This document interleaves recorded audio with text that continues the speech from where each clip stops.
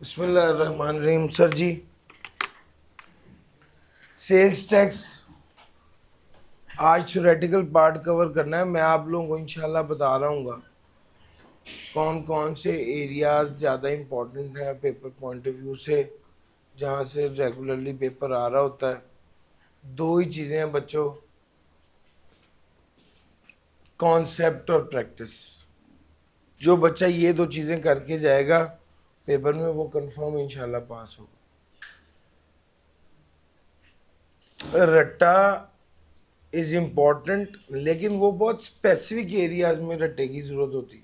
बच्चा रट्टे को सर पे सवार कर लेता है और फिर बाद में कुछ भी अच्छे से नहीं कर पाता। आपके पास कॉन्सेप्ट नहीं है, आपकी प्रैक्टिस नहीं है, एंड पे आप कहते मुझे किताब नहीं याद हुई। सर आपको आता ही नहीं था, आपको समझ ही नहीं थी। मैं ये कह रहा हूँ कि जिस बच्चे का कॉन्सेप्ट ठीक है और जिस बच्चे की प्रैक्टिस ठीक है, वो बच्चा पेपर निकाल लेता है, चाहे उसको ना भी याद हो। तो याद तो बहुत लिमिटेड एरिया आपने करना है। मैंने व्हाट टू क्रैम के नाम से वीडियोस बनाई हुई हैं, वो वीडियोस आप देखें, आपको पता चले कि एक चैप्टर में लिमिटेड जगह हैं जो जिसको आपने क्रैम करना, लेकिन समझनी हर चीज़ है। और पेपर में अक्सर और बेशतर सवाल आ ही इस तरह रहे होते हैं कि अगर आपकी समझ ठीक है तो आप वो कर लेंगे। यहां पर भी मेरा फोकस यही है। अब सेल्स टैक्स में थ्योरेटिकली जो सवाल पूछे जाते हैं उसमें भी अक्सर कॉन्सेप्ट ही टेस्ट हो रहा होता है। ये सप्लाई होगी या नहीं होगी, वैल्यू ऑफ सप्लाई क्या होगी। अब ये कॉन्सेप्ट्स हैं। बात तो ये, हम तो ये कह रहे हैं ना कि अगर तो वो आपसे पूछे जी कंपनी की डेफिनेशन, वो आपसे पूछे फॉर एग्जांपल पर्सन की डेफिनेशन, तो ये तो वो 7 पॉइंट है, जिसको 9 पॉइंट है, जिसको याद किए बगैर गुजारा नहीं है। यस, ऐसी चीज़ें भी हैं, लेकिन ये पिछली 3 से 4 अटेम्प्ट में कभी भी 15% से ज़्यादा नहीं पूछी। तो 15% पेपर जो है ना, वो आपके पास या फेल का फैसला नहीं कर सकता।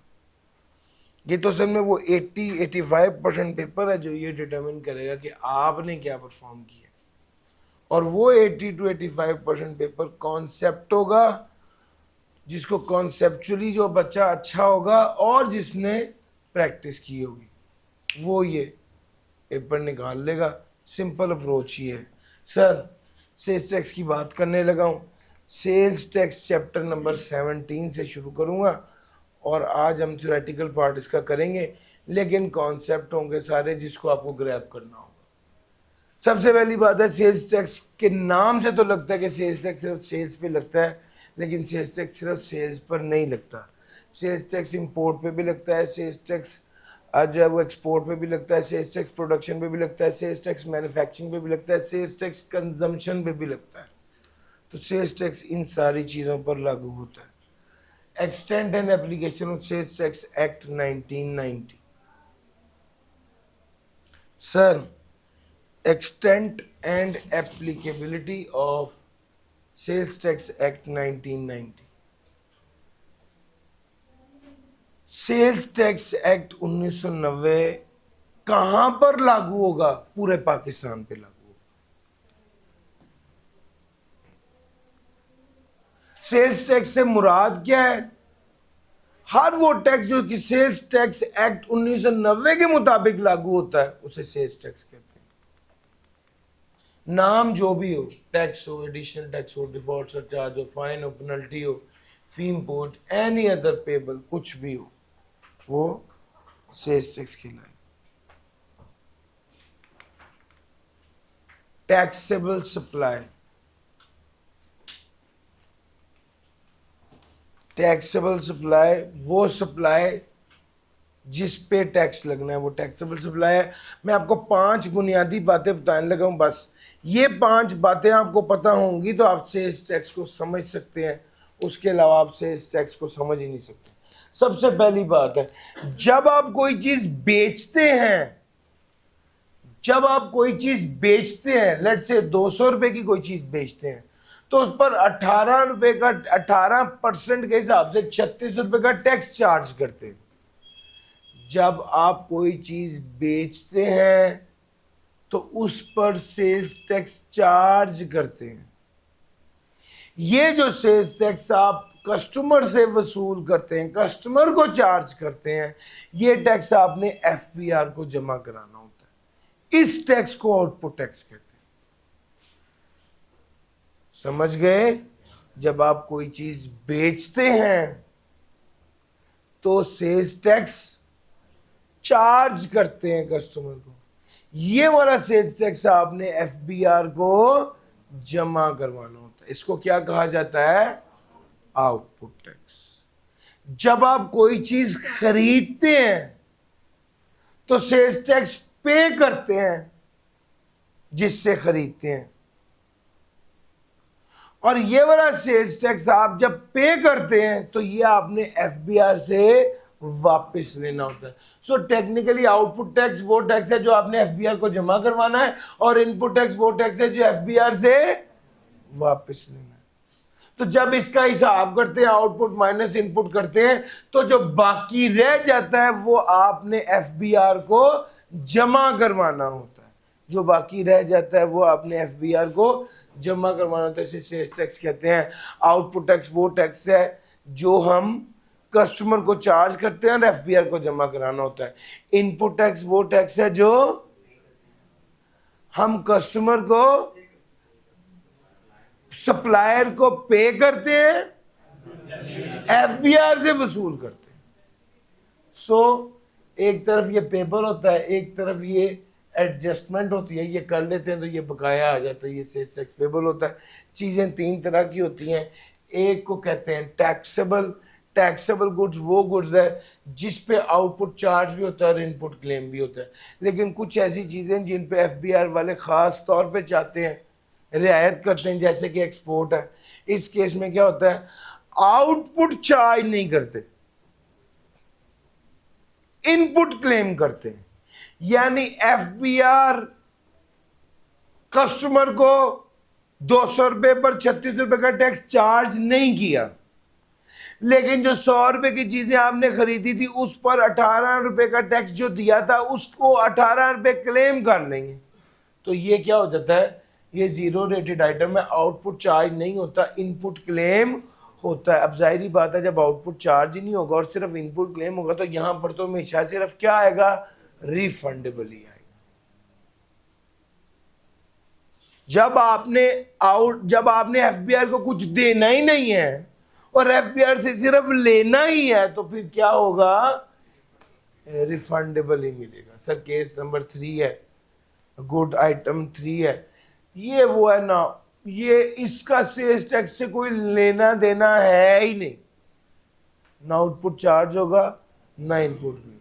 ये वो आइटम है जिसका सेल्स टैक्स से कोई लेना देना है ही नहीं। तो 5 बुनियादी बातें आपको पता होनी चाहिए।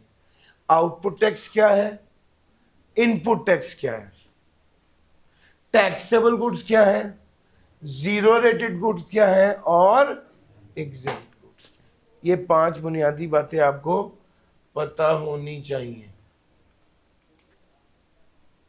सर कुछ डेफिनेशंस हैं। इंपोर्टर वो जो गुड्स पाकिस्तान में लेके आता है, इंपोर्ट करता है। मैन्युफैक्चरर वो जो चीजों को मैन्युफैक्चर करता है और जो क्या काम कर रहा है? ABCD RPM कर रहा है। क्या कर रहा है सर?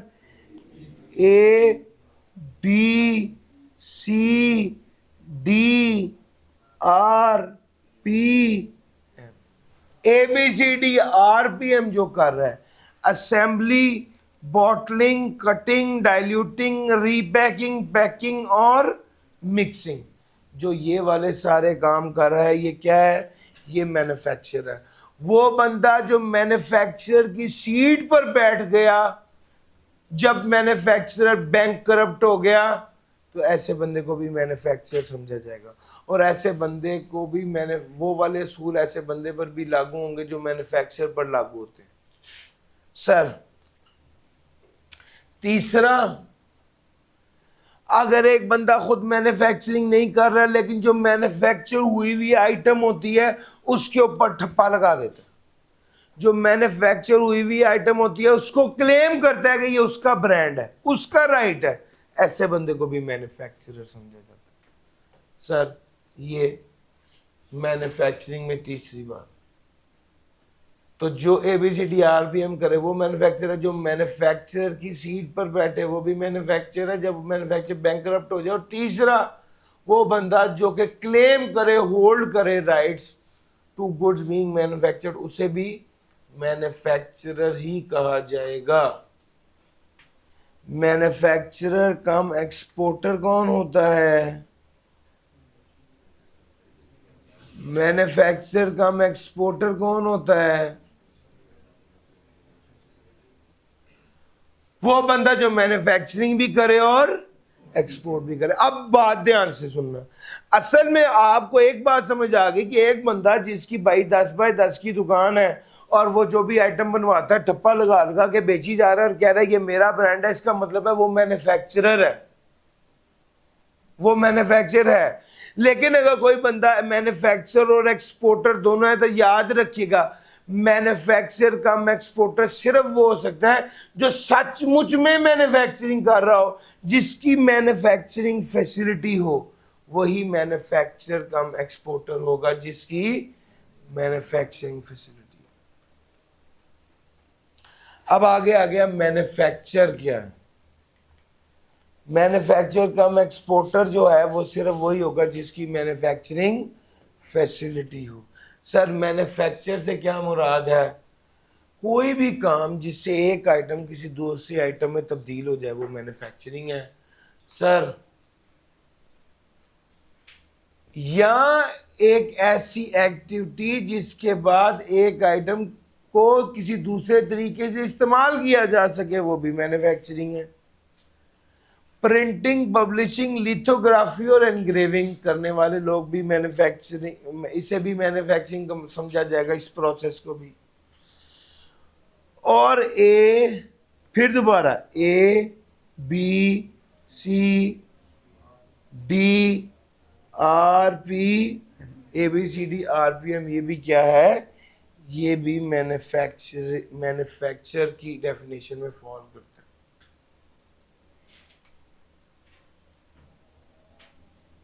सर मैन्युफैक्चरर क्या होता है?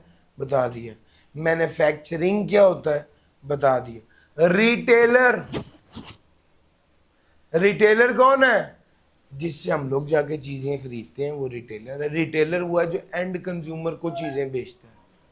रिटेलर वो है जो एंड कंज्यूमर को चीजें बेचता है, वो रिटेलर है। रिटेलर वो है जो एंड कंज्यूमर को चीजें बेचता है, वो रिटेलर। जो बंदा import, provided that who combines the business of import and retail or manufacture or production with retail shall notify and advertise wholesale and retail prices separately and declare address of retail outlets। Sir ji जो बंदा and consumer को चीजें बेचे वो retailer है, लेकिन बाज़ औक़ात लोग मैन्युफैक्चरिंग और रिटेल कर रहे होते हैं या इंपोर्ट और रिटेल कर रहे होते हैं, तो ऐसे लोग होलसेल प्राइस और रिटेल प्राइस अलग-अलग लिखेंगे। रिटेल प्राइस क्या होती है? वो प्राइस जिसके ऊपर 18% सेल्स टैक्स लगे उसे रिटेल प्राइस कहते हैं। ये वो प्राइस है जिस प्राइस पर चीजें एंड कंज्यूमर को बेची जाती हैं, लेकिन इस प्राइस पर 18% टैक्स लागू किया जाता है। और बाज़ औक़ात एक ही आइटम मुख्तलिफ जगह पर मुख्तलिफ कीमत में बिक रही होती है। एक ही आइटम मुख्तलिफ जगह पर मुख्तलिफ कीमत में बिक रही होती है, तो जो हाईएस्ट प्राइस होती है ना उसको रिटेल प्राइस समझा जाता है। और बाज़ औक़ात तो FBR वाले जोन डिटरमिन कर देते हैं, यानी लाहौर में एक आइटम बिक रही है 100 रुपये की, कराची में बिक रही है 90 रुपये की, इस्लामाबाद में बिक रही है 110 रुपये की, तो FBR वाले कहते हैं जो कीमत इस्लामाबाद की है उस कीमत को ही रिटेल प्राइस समझा जाएगा। तो बाज़ों के FBR वाले जोन डिटरमिन कर देते हैं कि इस जोन और इस एरिया की प्राइस को ही रिटेल प्राइस समझा जाएगा। डिस्ट्रीब्यूटर कौन है? डिस्ट्रीब्यूटर कौन है? वो बंदा जो मैन्युफैक्चरर से चीजें खरीदता है? नहीं, वो बंदा जिसको मैन्युफैक्चरर अपॉइंट करता है, वो बंदा जिसको मैन्युफैक्चरर अपॉइंट करता है कि वो मैन्युफैक्चरर से चीजें खरीदे और एक पर्टिकुलर इलाके में सप्लाई कर। जी सर जी, तो डिस्ट्रीब्यूटर की बात हो रही थी, वो बंदा जो चीजें डिस्ट्रीब्यूट, जो बंदा जो मैन्युफैक्चरर जिसको अपॉइंट करता है और मैन्युफैक्चरर जिसको एक इलाका दे देता है कि यहां पर चीजें बेचो, उसे डिस्ट्रीब्यूटर कहा जाता है। हाँ जी, होलसेलर कौन होता है? जो बल्क में चीजें खरीदता है और बल्क में बेचता है, चाहे वो उधार करे चाहे वो कैश पे चीजें बेचे, चाहे चीजें उसकी अपनी हो या ना हो। बाज औकात होलसेलर क्या करते हैं, चीज खुद नहीं खरीदते बल्कि ऑर्डर लेकर डिस्ट्रीब्यूटर से लेके उसको दे देते हैं, तो सिर्फ कमीशन बना लेते हैं। ये बंदा भी होलसेलर है। होलसेलर और होलसेलर में वो बंदा भी शामिल है जो टैक्स को डिडक्ट करता है। Include a person who deduct income tax at source under the income tax ordinance. Registered person कौन है? रजिस्टर्ड पर्सन कौन? हर वो बंदा जो सेल्स टैक्स में रजिस्टर्ड है, हर वो बंदा जो सेल्स टैक्स में रजिस्टर्ड है, उससे रजिस्टर्ड पर्सन कहा जाए। लेकिन अगली अहम बात यह है कि वो बंदा जो कि रजिस्टर्ड नहीं है लेकिन लायबल टू बी रजिस्टर्ड है, उसको भी रजिस्टर्ड पर्सन कहा जाए। अब ये बंदा जो रजिस्टर्ड नहीं है लेकिन लायबल टू बी रजिस्टर्ड है, इसके साथ बहुत बुरी होती है। क्यों? जो चीजें बेचता है कस्टमर से सेल्स टैक्स क्लेम, कस्टमर को सेल्स टैक्स चार्ज नहीं करता लेकिन एफपीआर को जमा करवाना जरूरी है। जो चीजें खरीदता है सेल्स टैक्स पे करता है लेकिन इनपुट टैक्स क्लेम नहीं कर पाता। ये है सर रजिस्टर्ड पर्सन में ये दोनों चीजें।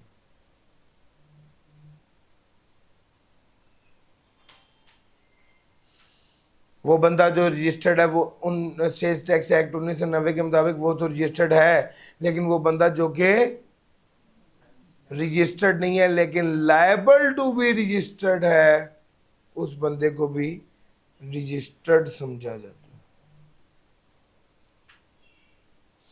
पर्सन की क्या डेफिनेशन है? पर्सन की डेफिनेशन आपको पढ़ा चुके हैं। Individual UP company, federal government, foreign government, political sub division of foreign government और पब्लिक इंटरनेशनल ऑर्गेनाइजेशन। ठीक हो गया। लेकिन जब हम सेल्स टैक्स की बात करते हैं तो लोकल और प्रोविंशियल गवर्नमेंट को ऐड कर लेते हैं। टैक्सेबल एक्टिविटी, ये एक अहम डिस्कशन है। टैक्सेबल एक्टिविटी क्या है? वो एक्टिविटी जिस पर सेल्स टैक्स लगना उसे टैक्सेबल एक्टिविटी कहते हैं। सर कोई भी एक्टिविटी जिसका ताल्लुक बिजनेस से, ट्रेड से या मैन्युफैक्चरिंग से है, कोई भी एक्टिविटी जिसका ताल्लुक गुड्स के बेचने या सर्विसेज के प्रोवाइड करने से है, कोई भी एक्टिविटी जिसका ताल्लुक ट्रेड से है, रेगुलर ना हो, वन ऑफ हो तो भी, कोई भी एक्टिविटी जिसका ताल्लुक इकोनॉमिक एक्टिविटी के शुरू होने पर या खत्म होने पर है, तो वो टैक्सेबल एक्टिविटी है। लेकिन टैक्सेबल एक्टिविटी में क्या शामिल नहीं है? बट डज नॉट इंक्लूड, क्या शामिल नहीं है? Point number 1, activities of employee providing services in that capacity to employ। employee की activities in that capacity to employer but does not include, इसमें क्या शामिल नहीं? इसमें क्या शामिल नहीं है? Activities of employee providing services in that capacity to employ, an activity carried on by an individual as a private recreational pursuit or hobby। Sir ji अगर मैं एसबीआई के पास जॉब कर रहा हूँ, एसबीआई से 1 लाख रुपए चार्ज कर रहा हूँ, तो भाई ये जो 1 लाख रुपए के इसके ऊपर सेल्स टैक्स लगेगा? नहीं लगेगा।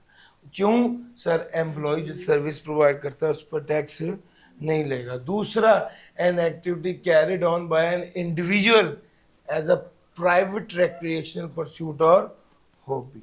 दूसरी बात।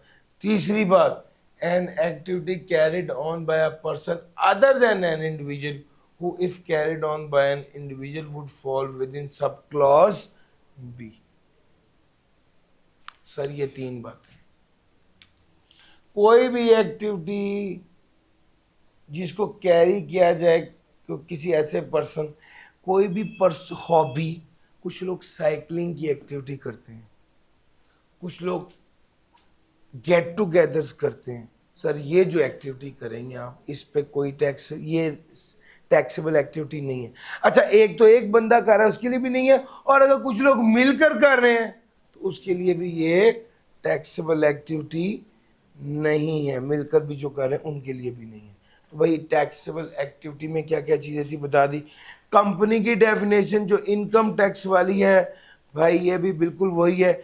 इनकम टैक्स में 11 बातें हैं, उन 11 बातों में से ही 6 बातें सेल्स टैक्स में। टैक्स पीरियड 1 माह का होता है सर।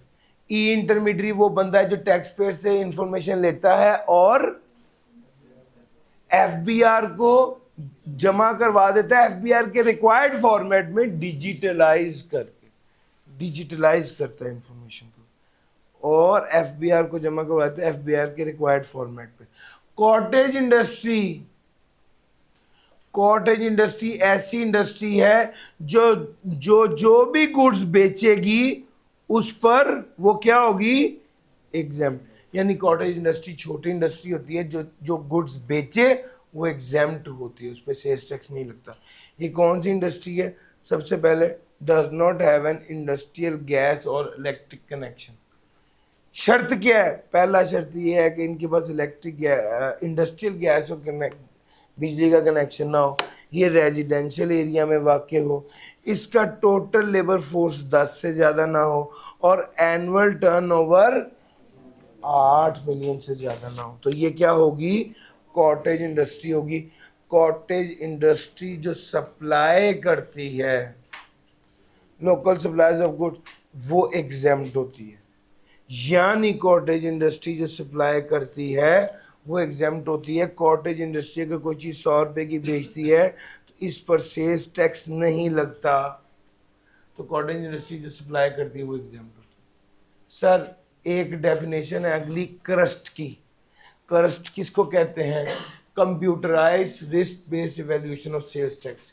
ये होता क्या है सर जी? असल में एक बंदा जिससे आप चीज़ें परचेज कर रहे हैं वो आपके पॉइंट ऑफ व्यू से इनपुट टैक्स होता है, और जिससे आप चीज़ें परचेज कर रहे हैं वो सेल कर रहा होता है, उसके एंगल से ही आउटपुट टैक्स होता है।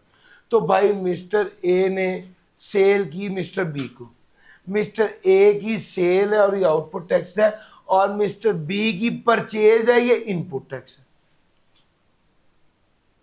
भाई एक बंदा खरीदने वाला है और एक बेचने वाला है, तो जिसका आउटपुट टैक्स, एक आउटपुट टैक्स बी, ए का आउटपुट टैक्स बी के इनपुट टैक्स से क्या करेगा? सेम होगा ना। ये एक सिस्टम बना दिया एफबीआर वालों ने जिसका नाम है क्रस्ट। ये क्या करता है? ये ए के आउटपुट को बी के इनपुट के साथ क्या करेगा?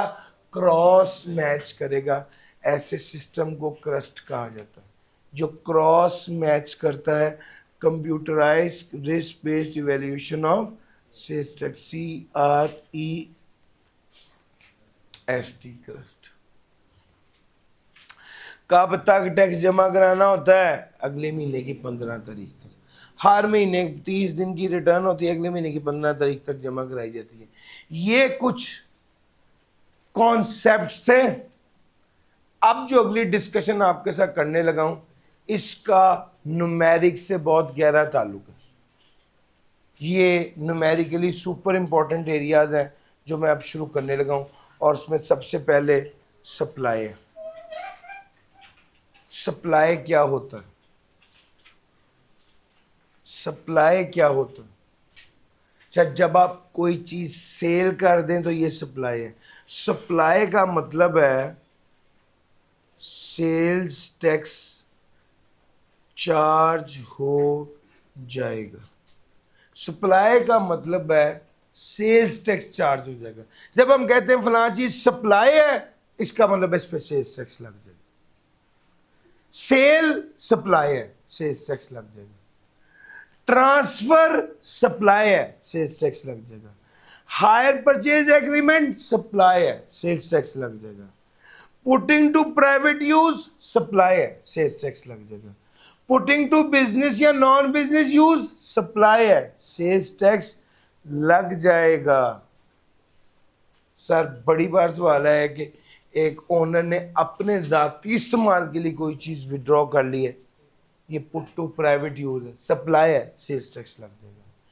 कई बार वो कहता है आपने बिजनेस में इस्तेमाल कर ली है, ये put to business use, supply है, सेल्स टैक्स लग जाएगा। एक बार आया आपके एम्प्लॉय ने ले ली है, अगर एम्प्लॉय ने ले लिया है तो ये इस्तेमाल तो होगी ना प्राइवेट यूज है ना बिजनेस यूज है, ये नॉन बिजनेस यूज है, ये भी सप्लाई है, सेल्स टैक्स लग जाएगा।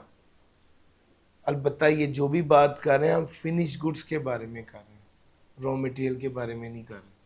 जो चीज़ें आप मार्केट में बेचने के काबिल हैं उसको अपने ज़ाती इस्तेमाल में ले आए, उसको बिजनेस में इस्तेमाल में ले आए या नॉन बिजनेस ले आए, इसे क्या समझा जाएगा?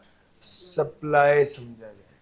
सर ऑक्शन, नीलामी करना, ये भी सप्लाई है, सेल्स टैक्स लग जाएगा। डिस्पोजल, किसी बंदे के पैसे देने थे, पैसे देने की जगह पर चीज दे दी, ये भी सप्लाई है, सेल्स टैक्स लग जाएगा। Sir taxable goods held immediately before a person ceases to be registered person, एक बंदा रजिस्टर्ड पर्सन था अब अनरजिस्टर्ड हो गया, जिस लम्हे वो अनरजिस्टर्ड हुआ जितनी गुड्स उसके पास पड़ी हुई थी सारी सप्लाई हो जाएगी। और सप्लाई का क्या मतलब है? सेल्स टैक्स चार्ज हो जाएगा। सर बाज लोग क्या करते हैं, यानी एक बंदा उसका डाइंग का बिजनेस है, वो कपड़ा किसी से लेता है, उसको रंग करता है, कपड़ा वापस कर देता है। जब वो रंग करके कपड़ा वापस करेगा ये सप्लाई है। सप्लाई का क्या मतलब है? सेल्स टैक्स चार्ज हो जाएगा। सर जी ऐसी मैन्युफैक्चरिंग को कहते हैं टॉल मैन्युफैक्चरिंग। टॉल मैन्युफैक्चरिंग में आपकी सिर्फ वो केमिकल है ना जो रंग कर रहे हैं, कपड़ा किसी का रंग करके उसको वापस कर दिया, तो आप मैन्युफैक्चरिंग कर रहे होते हैं of goods belonging to other, दूसरे लोगों की चीज़ों को मैन्युफैक्चर कर रहे हैं ना। सेम गोज विद कढ़ाई वाली जिनकी मशीनें उनके लिए भी वो मैन्युफैक्चरिंग कर रहे होते हैं of goods belonging to other, तो इससे भी क्या समझा जाएगा? सप्लाई समझा जाएगा।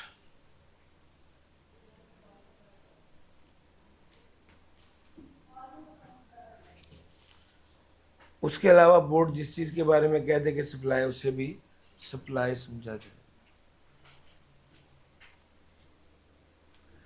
अब आपको यह समझ आ गई कि सप्लाई क्या है। न्यूमेरिकल में काफी ज्यादा टेस्ट होना है इसमें। अब अगली बात है वैल्यू ऑफ सप्लाई क्या है। सप्लाई हो गई, सेल्स टैक्स लग गया, अगला सवाल ये किस वैल्यू पे सेल्स टैक्स लगेगा? सर इसका एक होम्योपैथिक जवाब है, किस वैल्यू पे टैक्स लगेगा? Fair market value. एक स्टैंडर्ड जवाब क्या है? Fair market value. अगर चीज के बदले चीज दी है, फेयर मार्केट वैल्यू। अगर आपस में एसोसिएट है, ताल्लुक वाला इदारा है ना, एक दूसरे को रियायत देगा, ऊपर market value, fair market value. अगर किस्तों पर चीजें दी, अब ये ध्यान से सुनो, चीजें किस्तों पर दी, अब जाहिर बात है मैं 100 रुपए की चीज जब किस्तों पे दूंगा तो कितने की दूंगा? 110 की, तो सेल्स टैक्स 110 पे लगेगा या 100 पे? 100 पे, 100 पे फेयर मार्केट वैल्यू। अगर डिस्काउंट दिया गया है, डिस्काउंट दिया गया है तो क्या देखा जाएगा? ट्रेड डिस्काउंट है या कैश डिस्काउंट है? कैश डिस्काउंट को सेल्स टैक्स वाले नहीं मानते, ट्रेड डिस्काउंट को मानते हैं। डिस्काउंट की दो शर्तें हैं। शर्त नंबर 1, ये वाला डिस्काउंट, ये वाला डिस्काउंट इनवॉइस पर शो होना चाहिए, ये वाला डिस्काउंट इनवॉइस पर शो होना चाहिए। और दूसरा इन conformity with normal business practice होना चाहिए, इन conformity with normal business practice होना चाहिए। वो अक्सर कहता है एसोसिएट को डिस्काउंट दे दिया, वो कहता है स्पेशल डिस्काउंट दे दिया, वो कहता है फला ताल्लुकियों से डिस्काउंट दे दिया। सर ये नॉर्मल डिस्काउंट नहीं, शर्त क्या है, नॉर्मल डिस्काउंट हो, बिजनेस प्रैक्टिसेस के मुताबिक हो और इनवॉइस पर शो हो रहा हो। तो ऐसा डिस्काउंट फिर लेस करके, जो सेल वैल्यू में से डिस्काउंट लेस करके जो अमाउंट आएगी उस पर टैक्स लगाएंगे। लेकिन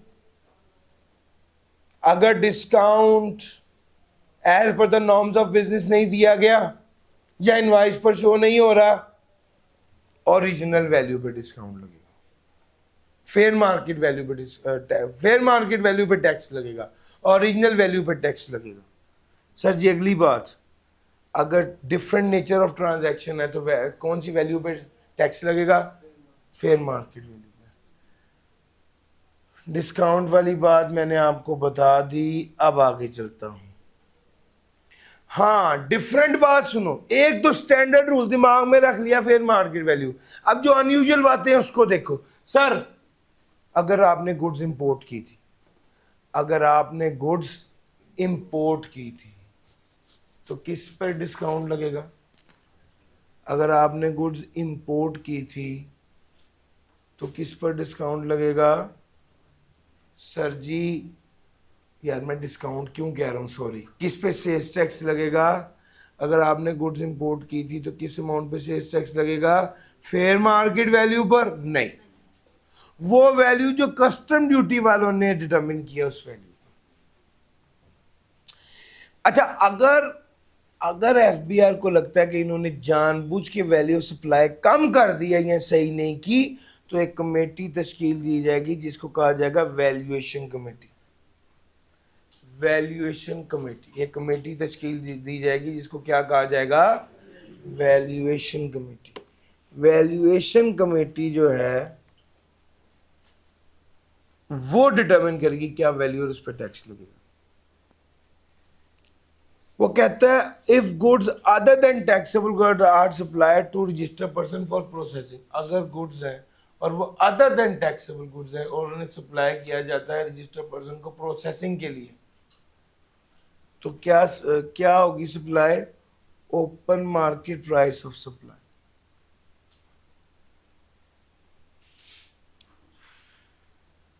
अगर अदर देन टैक्सेबल गुड्स भी हैं और प्रोसेसिंग के लिए दी गई हैं, तो जो आपने प्रोसेसिंग किया आपने तो उस वैल्यू पे टैक्स लगाना है ना।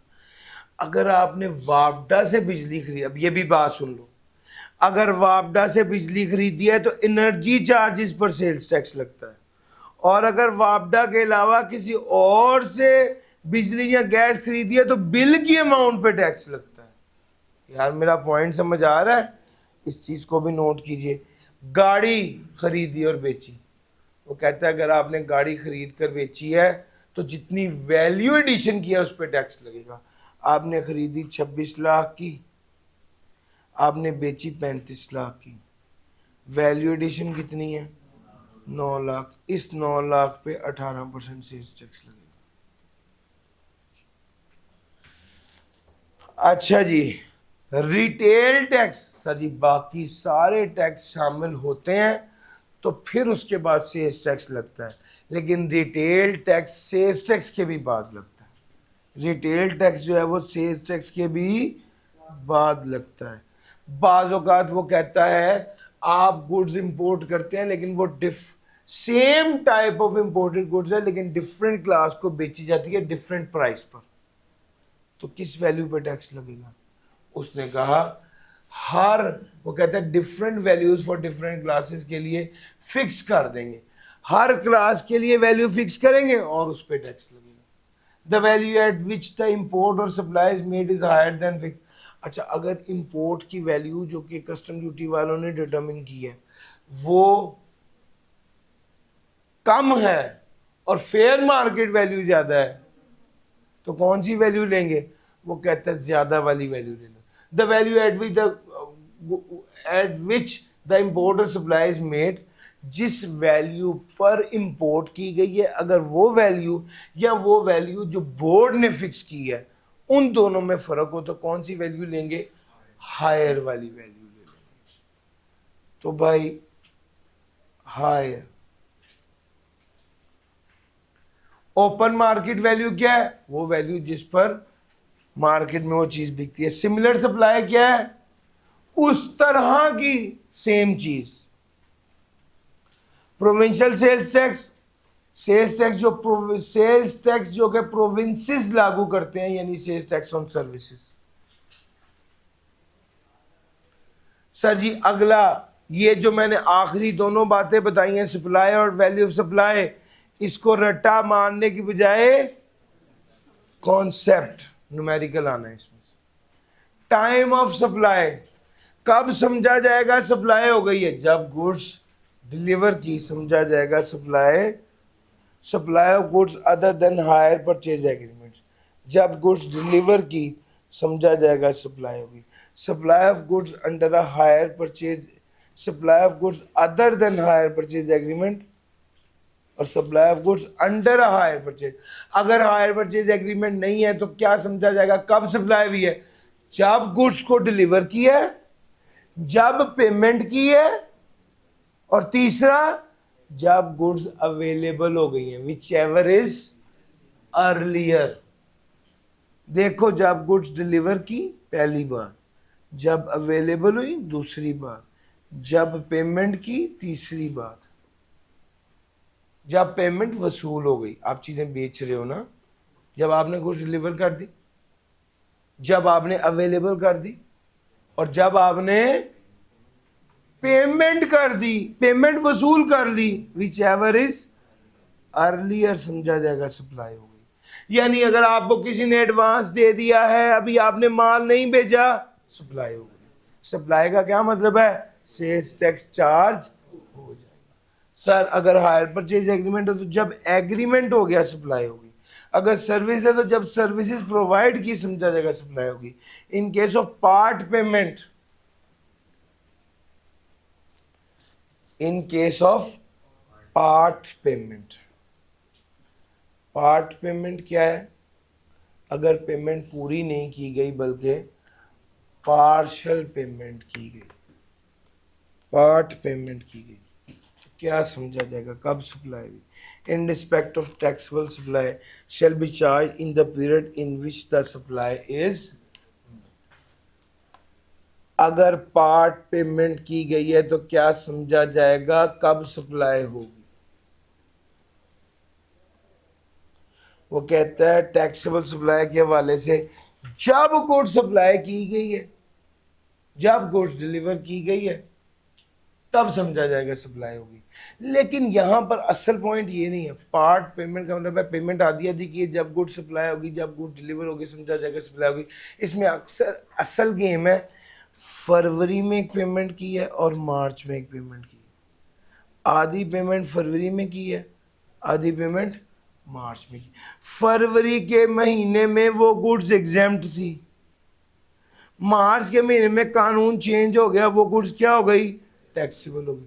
समझा जाएगा सारी सप्लाई मार्च के महीने में भी है, जिस महीने में एग्जामिशन विड्रॉ कर ली गई थी, यानी जिस महीने में वो चीजें क्या हो गई थी? टैक्सेबल हो गई थी।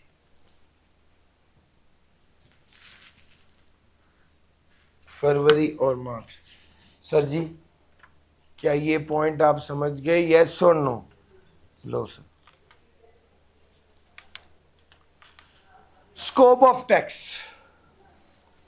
सर जी ये जो तीनों मैंने पिछली बातें की हैं, ये न्यूमेरिकली इंपॉर्टेंट थी। मैं वापस आ गया हूं अपनी थ्योरेटिकल बातों के ऊपर, गर्चे इसका न्यूमेरिकल इंपैक्ट भी है। ये बेसिकली कॉन्सेप्ट्स हैं। सेल्स टैक्स कितने परसेंट है? 18%। किस पे लगना है? सप्लाईज पर और इंपोर्ट पर। फर्दर टैक्स कितना लगना है? कब लगना है? जब अनरजिस्टर्ड पर्सन को चीजें सप्लाई करोगे तो 4% फर्दर टैक्स लगाओगे। किन केसेस में ये फर्दर टैक्स नहीं लगना? सर बिजली पर फर्दर टैक्स नहीं लगना, नेचुरल गैस सीएनजी पर नहीं लगना, मोटर ऑयल डीजल ऑयल के केस में नहीं लगना, एंड कंज्यूमर के केस में फर्दर टैक्स नहीं लगना, बेवरेजेस फर्टिलाइजर के केस में फर्दर टैक्स नहीं लगना।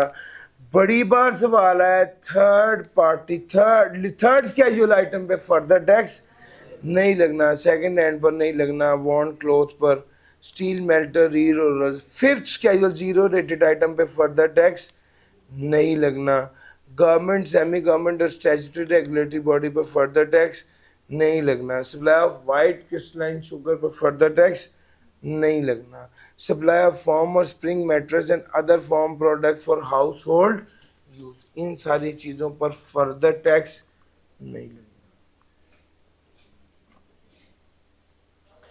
सर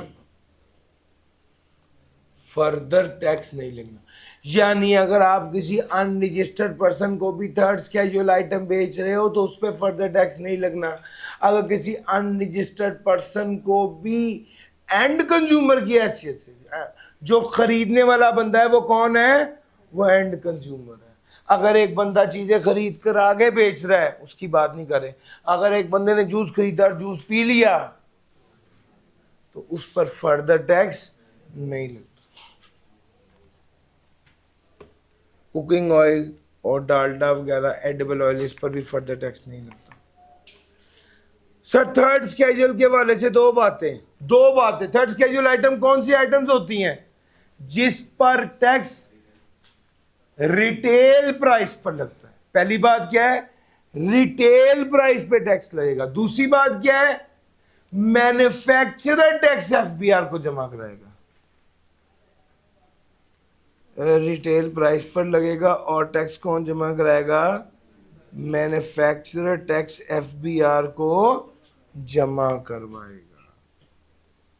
ये हमारी रोजमर्रा की जितनी चीजें हैं ना, juice, shaving cream, ice cream, shampoo, toilet tissue, cigarette, detergent, perfume, T, milky drink, mineral water, cement, toothpaste, brush, beverages, powder drink, shoe polish, spices in retail packing, ये सारी चीजें इन पर ये थर्ड स्केड्यूल आइटम्स हैं।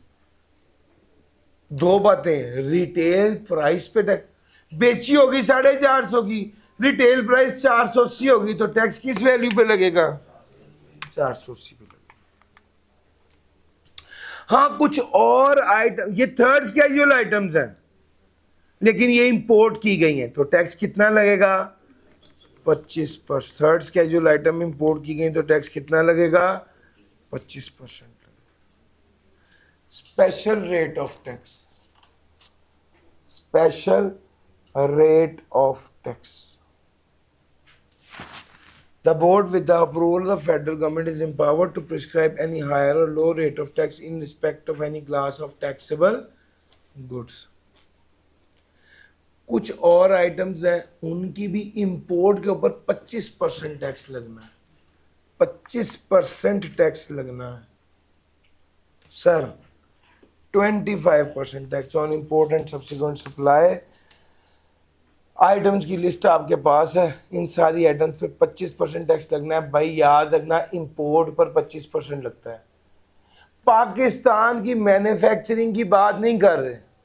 आप यमी खाएं, आप eco ice cream खाएं, आप यमी की आइसक्रीम खाएं, आप वॉल्स खाएं, आप ओमोर खाएं, 18%। लेकिन अगर आप बास्किन रॉबिन्स खाएंगे ये इंपोर्टेड है। मूवेंट पिक खाएंगे ये इंपोर्टेड है। दो नाम याद रखें, काफी। इस पर 25% टैक्स। पाकिस्तान की सिर्फ गाड़ियों की बात किया उसने जिस पर 25% टैक्स लगना है, एसयूवी और सीयूवी। 1400 सीसी से ऊपर की गाड़ी हो, 1400 सीसी या उससे ऊपर की गाड़ी हो और डबल कैबन 4x4, इन सारे पर क्या लगना है? 25% टैक्स, एक्स्ट्रा टैक्स।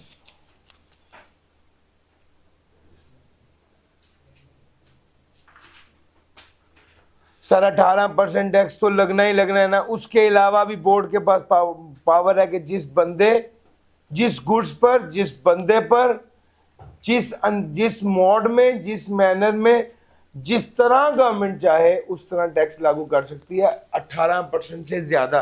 लेकिन जो 18% से ज्यादा करेगी वो मैक्सिमम कितना हो सकता है 18%। यानी 18% के अलावा जो टैक्स है वो भी एक्स्ट्रा टैक्स होगा, और वो कितना होगा ज्यादा से ज्यादा 18%। कैपेसिटी टैक्स, द बोर्ड में levy and collect tax on the following basis. Board लागू करेगा टैक्स, बोर्ड लागू करेगा और कलेक्ट करेगा tax on the following basis. Sir कौन कौन सी बेसिस है? कैपेसिटी की बेस पर टैक्स लगेगा, और fix basis from any person who is in a position to collect such tax due to the nature of business. Capacity tax. उसके बाद आ गया टैक्स ऑन रिटेलर्स।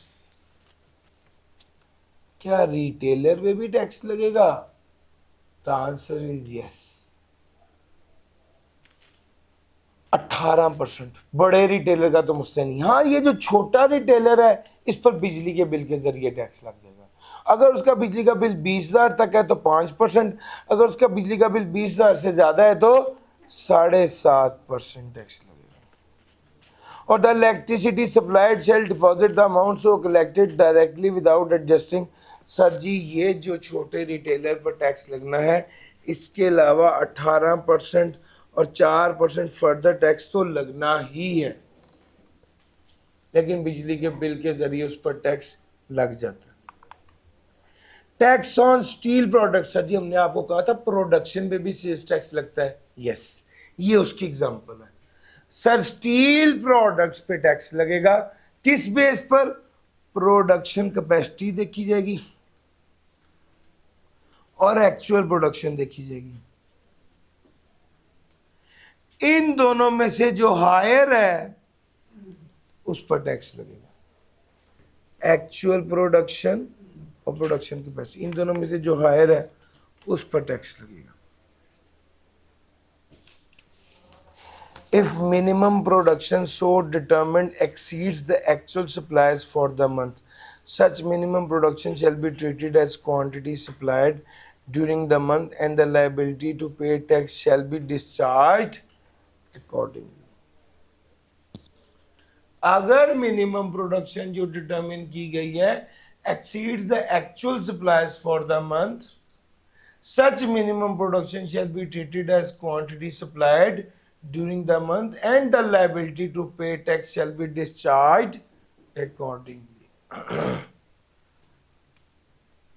अगर मिनिमम प्रोडक्शन जो डिटरमिन की गई है वो कम हो और एक्चुअल ज्यादा हो तो एक्चुअल पे टैक्स लग जाएगा। अगर मिनिमम प्रोडक्शन ज्यादा हो और एक्चुअल कम हो, मिनिमम, हम टैक्स वालों को तो टैक्स चाहिए ना, जो हायर होगा उस पर टैक्स लगा देंगे।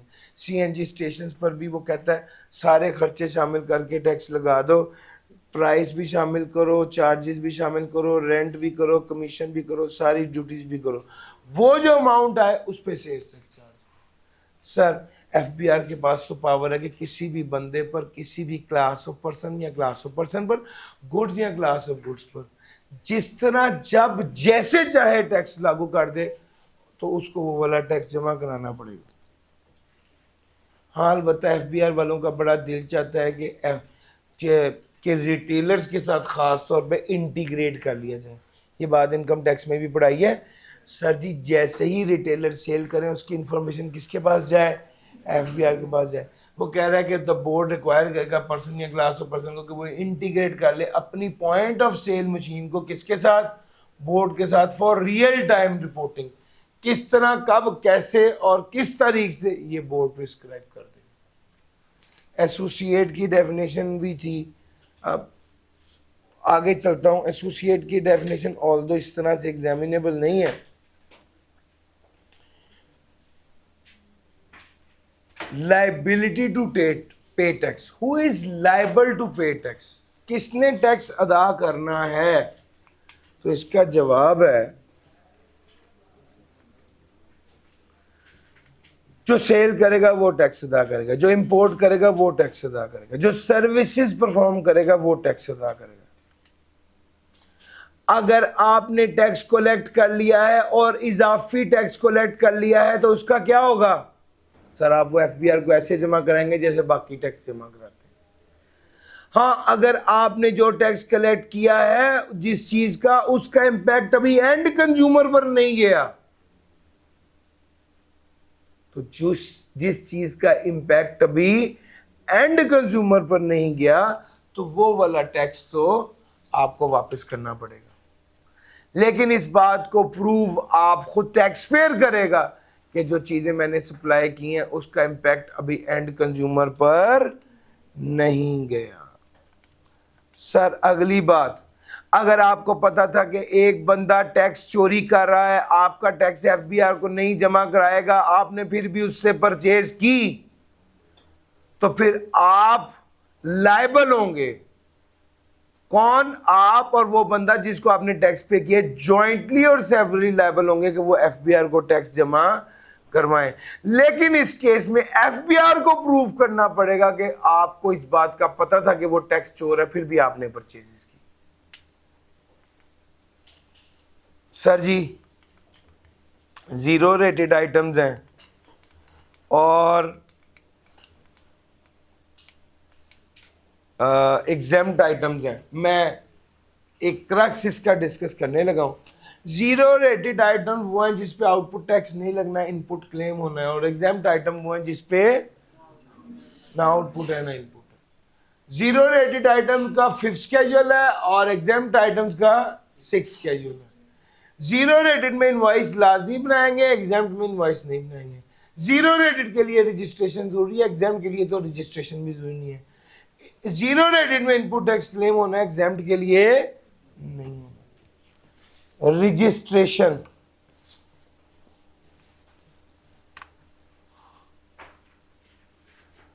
रजिस्ट्रेशन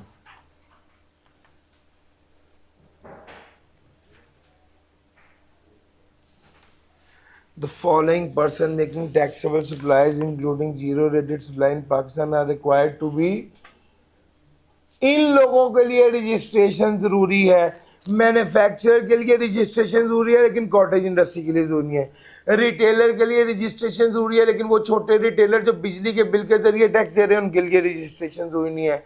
इंपोर्टर के लिए रजिस्ट्रेशन जरूरी नहीं है। एक्सपोर्टर के लिए रजिस्ट्रेशन जरूरी है। इंपोर्टर के लिए रजिस्ट्रेशन जरूरी है। होलसेलर के लिए रजिस्ट्रेशन जरूरी है। और जिसको फेडरल लॉ कहते हैं उसके लिए रजिस्ट्रेशन जरूरी। इन सारे लोगों के लिए रजिस्ट्रेशन जरूरी है। रजिस्ट्रेशन कैसे करानी है? आपने एफबीआर के सिस्टम में अपने कंप्यूटराइज सिस्टम के जरिए रजिस्ट्रेशन करानी है। वो कैसे कराते हैं? आपने दरख्वास्त देनी है रजिस्ट्रेशन की। किसको देनी है? रीजनल टैक्स ऑफिस को देनी है। रीजनल टैक्स ऑफिस कौन सा? वो तो हर जगह पर है। तो भाई देखना पड़ेगा कि आप कंपनी है या कंपनी नहीं है। अगर आप कंपनी है तो मजीद देखना पड़ेगा पब्लिक कंपनी है प्राइवेट कंपनी है। पब्लिक कंपनी अगर आप, तो आपका रजिस्टर्ड ऑफिस होगा। आप अगर जिस आरटीओ की जुरिस्डिक्शन में आपका रजिस्टर्ड ऑफिस है उस आरटीओ के पास आपने रजिस्ट्रेशन की दरख्वास्त देनी है। सवाल ये है कि किस आरटीओ के पास रजिस्ट्रेशन की दरख्वास्त देनी है। अगर एक पब्लिक कंपनी है तो उसका रजिस्टर्ड ऑफिस जिस आरटीओ की हदूद में है उस आरटीओ को आपने रजिस्ट्रेशन की दरख्वास्त देनी है। और अगर आप प्राइवेट कंपनी और मैन्युफैक्चरिंग कर रहे हैं और आपकी फैक्ट्री है तो भाई आपकी फैक्ट्री जिस आरटीओ की हदूद में है उसके पास रजिस्ट्रेशन की दरख्वास्त देनी है। और अगर आप बिजनेस करें तो आपकी दुकान या आपका ऑफिस जिस आरटीओ की हदूद में उसके पास रजिस्ट्रेशन की दरख्वास्त देनी है। और अगर आप कंपनी नहीं है, अगर आप कंपनी नहीं है, इंडिविजुअल या एओपी हैं, मैन्युफैक्चरिंग कर रहे हैं, तो जिस आरटीओ की हदूद में आपकी फैक्ट्री है वहां पर रजिस्ट्रेशन करानी है। और अगर आप मैन्युफैक्चरिंग नहीं कर रहे अदर देन, तो where business carried other than manufacturing है, तो जहां पर बिजनेस कर रहे हैं वो जिस आरटीओ की हदूद में उसको वेयर बिजनेस कैरिड ऑन, वो तो कहता है भाईजान where the business is carried on, जहां पर बिजनेस किया जा रहा है वो जिस आरटीओ की हदूद में है वहां पर आपने रजिस्ट्रेशन करानी। अच्छा जी, करा दी, अब आगे क्या करेंगे? डॉक्यूमेंट्स जमा कराने हैं। डॉक्यूमेंट्स कौन कौन से जमा कराने हैं? Sir bank certificate, bank account का सर्टिफिकेट है, बिजली गैस के बिल हैं, सर कवाइफ कागजात जमा कराने हैं ना, रजिस्ट्रेशन कराने के लिए एप्लीकेशन के साथ डॉक्यूमेंट्स भी लगाने हैं। कौन से डॉक्यूमेंट्स हैं? अकाउंट सेविंग्स अकाउंट सर्टिफिकेट है, गैस और बिजली का बिल है, और अगर आपकी एक से ज़्यादा ब्रांचेज हैं तो हर ब्रांच की डिटेल है, GPS tagged photograph of business premises हैं, यानी आपने बाकायदा लोकेशन भेजनी है कि आपका कहाँ पर ऑफिस है। अगर कोई बंदा मैन्युफैक्चरर है तो GPS tagged photographs of machinery and industrial electricity और gas meter. In case of an individual AOP and company having one shareholder, अगर कोई इंडिविजुअल है, एओपी है या कंपनी है जिसका सिर्फ एक ही शेयर होल्डर है या मेंबर है, other then manufacture, a balance sheet indicating the amount of business capital with corresponding assets in the bank, amount attributable to partners with percentage। वो कहता है अगर इंडिविजुअल या एओपी है और कंपनी है जिसका एक ही शेयर होल्डर या मेंबर है, other then manufacture, a balance sheet indicating the amount of business capital with corresponding assets in the bank, amount attributable with partners. Sir ji, अगर आपकी इंडिविजुअल एओपी है और कंपनी जिसका एक ही शेयर होल्डर है, अदर देन मैन्युफैक्चरर है, उसने बाकायदा बिजनेस कैपिटल की balance sheet, accounts with asset, और ये भी बताएगा कि मेरे पास टोटल इन्वेस्टमेंट कितनी है, और वो इन्वेस्टमेंट या कैपिटल जो है वो बैंक में कहाँ कहाँ पर है। यानी मुझे, मेरे पास 50 करोड़ की इन्वेस्टमेंट है, किस किस पार्टनर ने कितने कितने इन्वेस्ट किए, और ये कहाँ कहाँ पर लगे हुए हैं पैसे, कितने बैंक में पड़े हैं, कितने के एसेट्स हैं, कितने का क्या है, वो सारी डिटेल आपको प्रोवाइड करनी पड़ेगी। ये सब कुछ प्रोवाइड करेंगे तो आपको क्या कर दिया जाएगा?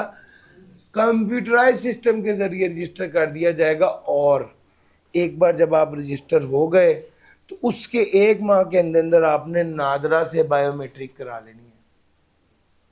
नादरा से बायोमेट्रिक, अगर आपने बायोमेट्रिक नहीं कराई तो अच्छा भला, आपको रजिस्टर कर दिया था, रजिस्ट्रेशन खत्म कर देंगे। और अगर मैन्युफैक्चरर है तो बोर्ड रिक्वायर करेगा post verification through field officer और a third party authorised by the board. Sir in case of manufacture, board require करेगा post verification through field officer. Sir manufacture की केस में मोटरसाइकिल पर 2 बंदे आते हैं और वो आपके प्रेमिसेस में आके बाकायदा चेक करते हैं कि आपने क्या कहते हैं, द बोर्ड में require post verification through field officer और a third party authorised by the board. Sir वो कहते हैं मैन्युफैक्चर के केस में बोर्ड रिक्वायर करेगा पोस्ट वेरिफिकेशन। वो 2 बंदे मोटरसाइकिल पर आते हैं और वो चेक करते हैं कि जो कवाइफ आपने दिए थे और जो बातें आपने कही हैं क्या सब कुछ वैसा ही है। अगर उन्होंने चेक किया और नतीजा निकाला कि नहीं आपने कुछ झूठ बोला है या कोई कवाइफ नहीं दी है या कोई गलत इन्फॉर्मेशन है, तो वो कहेगा इसको ठीक करें। अगर आपने ठीक कर ली तो ठीक, लेकिन अगर आपने 15 दिन के अंदर अंदर उस इन्फॉर्मेशन को ठीक नहीं किया तो अच्छा भला आप रजिस्टर हो गए थे, फिर दोबारा आपका नाम registration active tax paid list से निकाल दिया जाएगा। सर इस तरह से आप रजिस्टर हो गए। और अगला पॉइंट जो है, ये जो अब मैं पॉइंट्स बताने लगा हूं, खास तौर पे थ्योरेटिकली बहुत इंपॉर्टेंट है। अब अगली बात करने लगा हूं, कॉन्सेप्ट डेवलप करना असल टास्क है मेरा, असल टारगेट है कि आपको दिमाग में कॉन्सेप्ट आ जाए। सर जी एक बंदा है जिसने प्लांट एंड मशीनरी को इंपोर्ट किया, एक बंदा जिसने प्लांट एंड मशीनरी को इंपोर्ट किया, उसने जब इंपोर्ट किया तो सेल्स टैक्स पे किया। वो चाहता था कि सेल्स टैक्स को क्लेम करे। अब उसे पता चला कि सेल्स टैक्स को क्लेम करने के लिए तो उसे क्या होना पड़ेगा? रजिस्टर होना पड़ेगा। उसने कहा अच्छा चलो मैं रजिस्टर हो जाता हूं। जब वो रजिस्ट्रेशन के प्रोसेस में घुसा तो उसे पता चला कि जीपीएस टैग्ड फोटोग्राफ चाहिए। प्लांट एंड मशीनरी की जीपीएस टैग फोटोग्राफ वो कहां से लाए, वो तो इंपोर्ट हो रहा है। मेरा पॉइंट समझ आ रहा है? यहां पे गेम फंस गई। अब क्या करें कि भाई वो प्लांट एंड मशीनरी इंपोर्ट कर रहा था, सेल्स टैक्स पे किया, सेल्स टैक्स क्लेम करना था, रजिस्टर हो गया, जीपीएस टैग फोटोग्राफ ही नहीं है,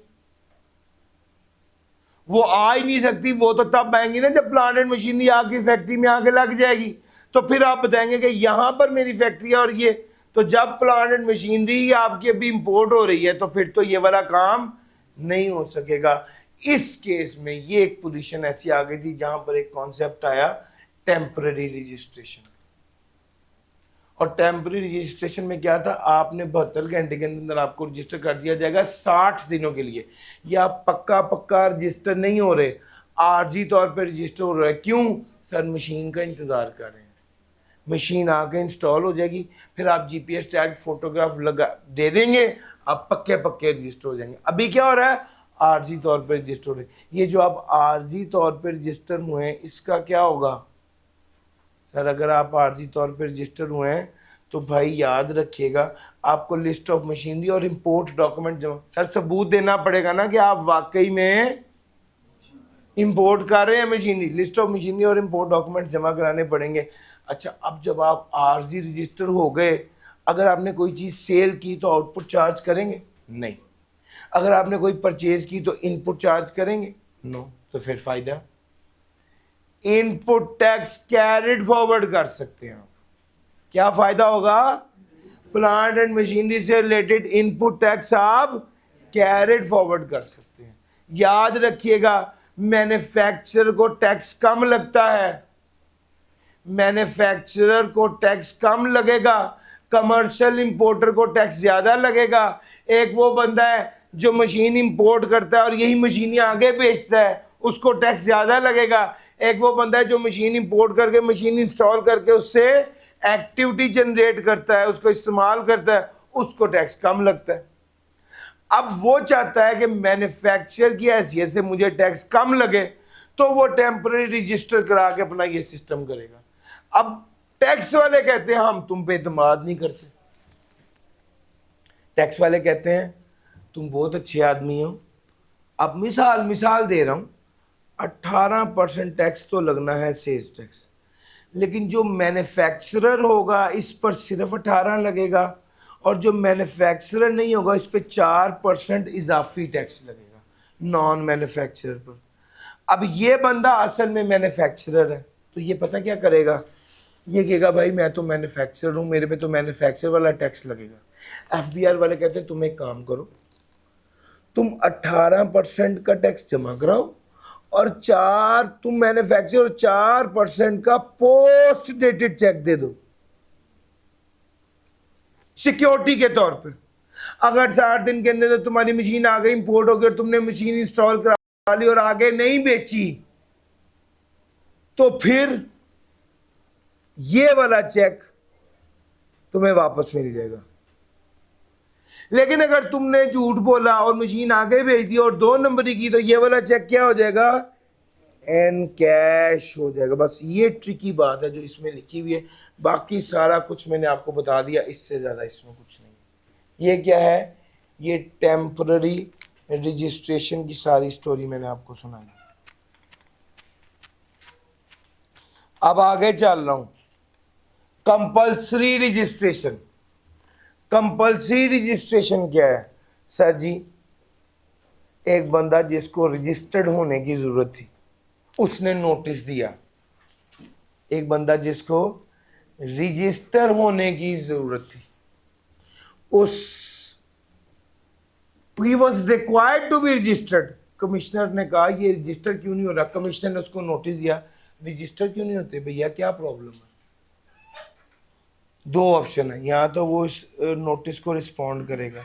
अगर उसने इस नोटिस का जवाब दिया तो कमिश्नर उसको बुलाएगा, अपॉर्चुनिटी ऑफ बीइंग हर्ड देगा, और नतीजा ये निकाला कि नहीं तुम्हें रजिस्टर होना चाहिए, तो उसको कंप्यूटर सिस्टम के जरिए रजिस्टर कर देगा, उसको मुबारकबाद देगा, तुम रजिस्टर हो गए।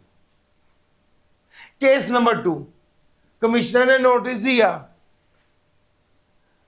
जानबूझ के आंखें बंद कर ली, हमें तो पता ही नहीं है, हमने तो खुद वो नोटिस देखा ही नहीं, कुछ रिप्लाई नहीं किया।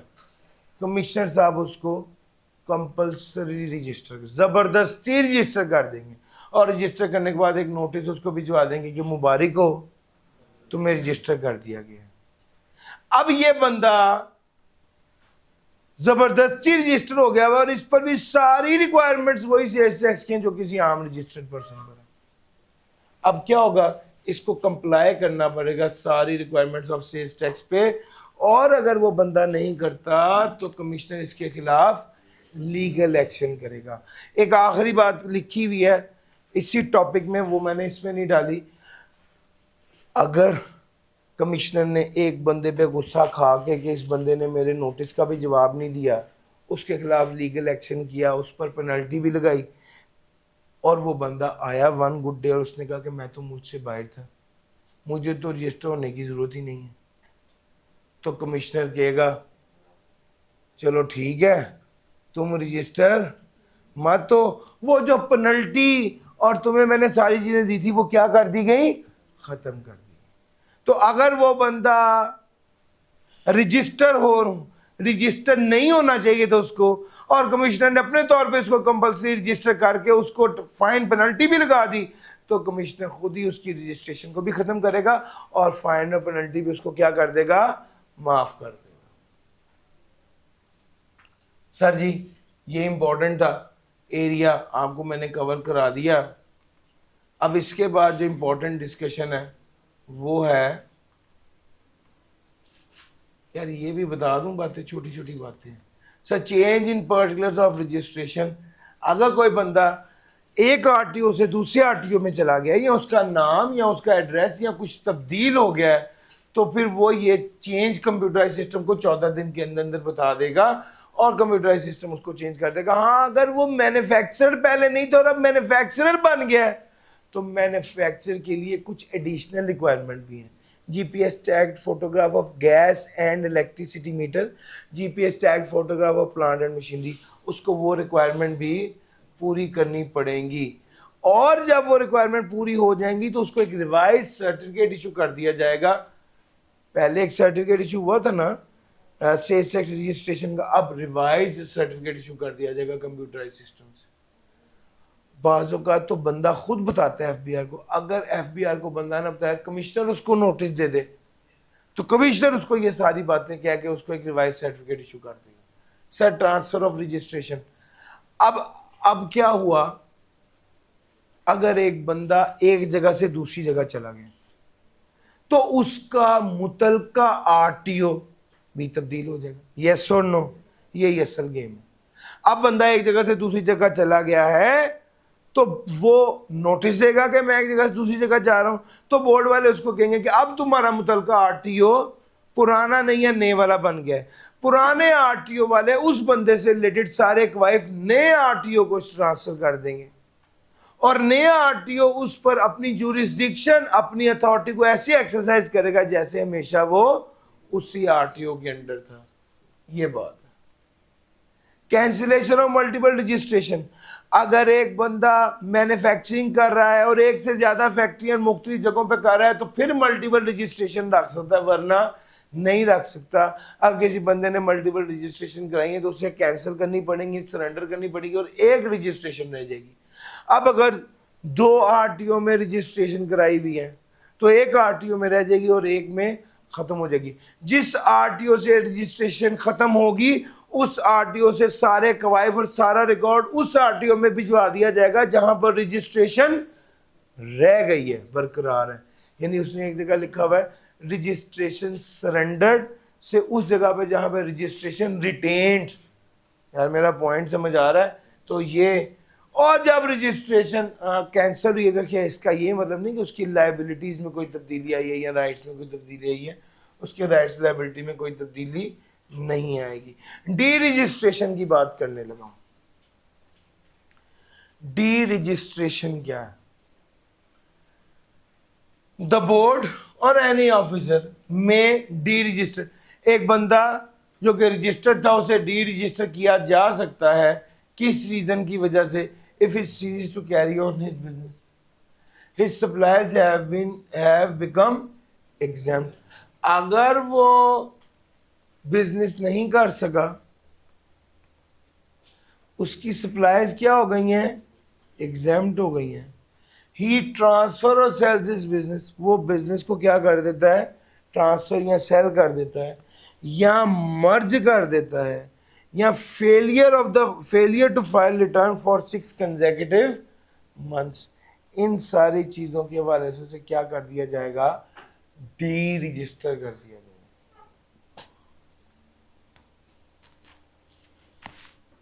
He ceases to carry on his business.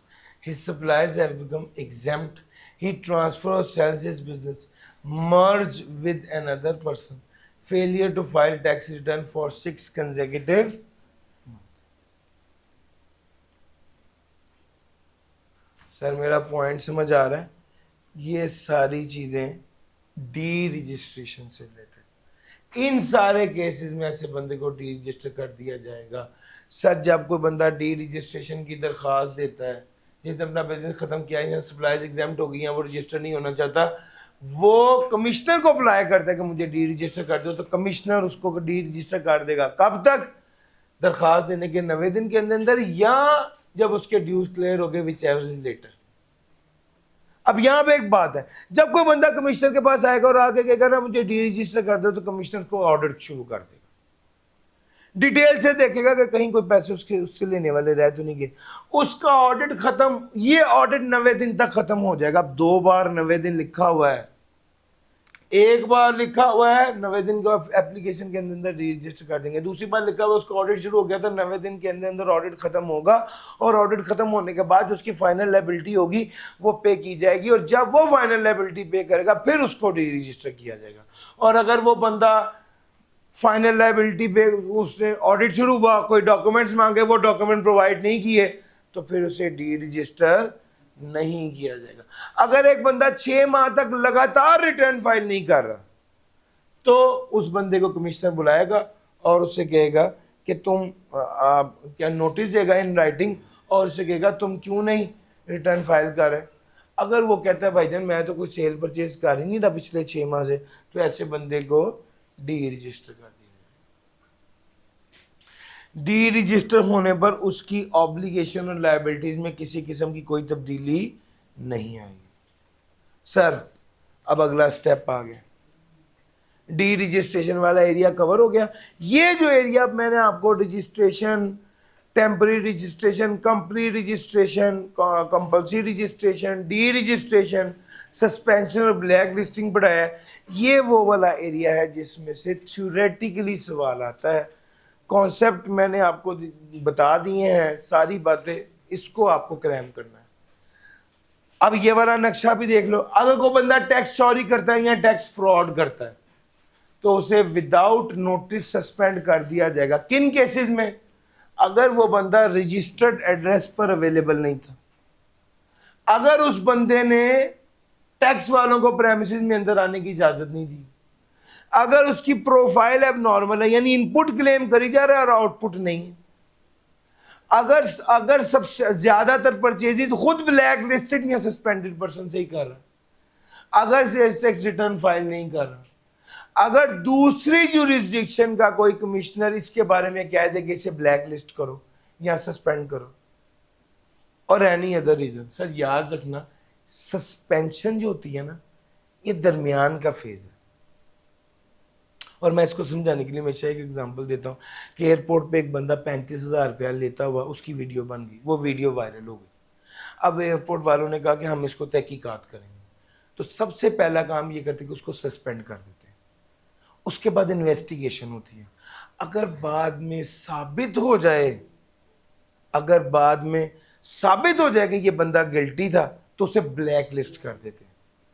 और अगर बाद में पता चले नहीं ये बंदा तो शरीफ था, उस वक्त अपने मामू के बेटे से 35,000 रुपया ले रहा था, तो फिर इस बंदे को क्या कर दिया जाता है, बहाल कर दिया जाता है. मेरा पॉइंट समझ गए हो, ये गेम.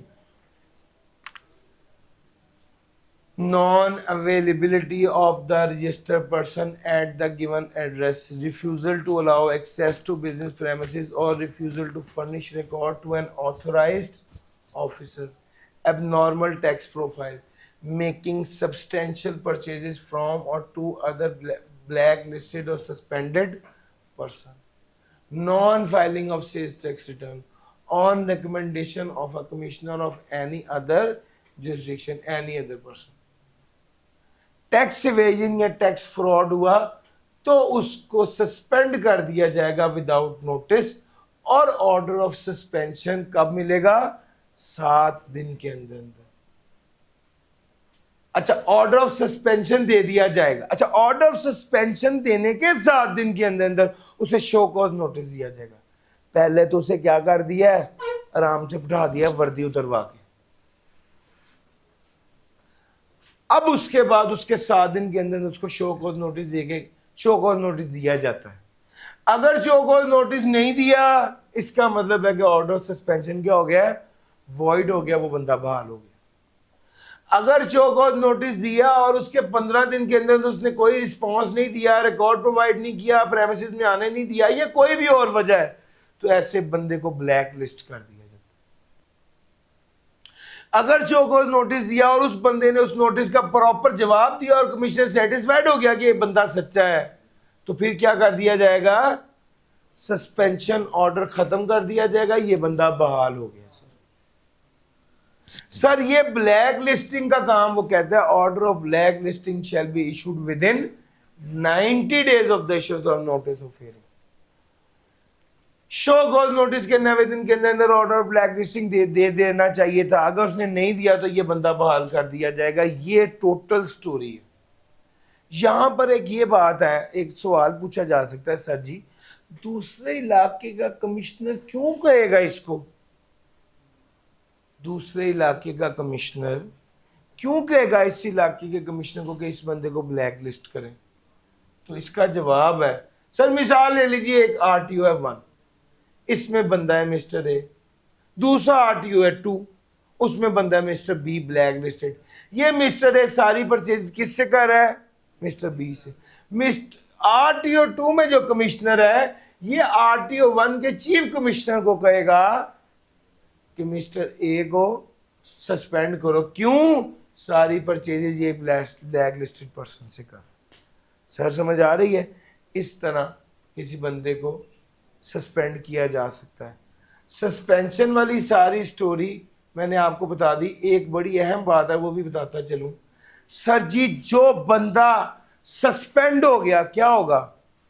सर जो बंदा सस्पेंड हो गया वो खुद भी इनपुट टैक्स क्लेम नहीं कर सकता, और उसने जो इनवॉइसेस इशू की हैं, उसने जो इनवॉइसेस इशू की हैं उसके हवाले से कोई दूसरा बंदा भी उसकी इशू की गई इनवॉइस पर इनपुट टैक्स क्लेम नहीं कर सकता।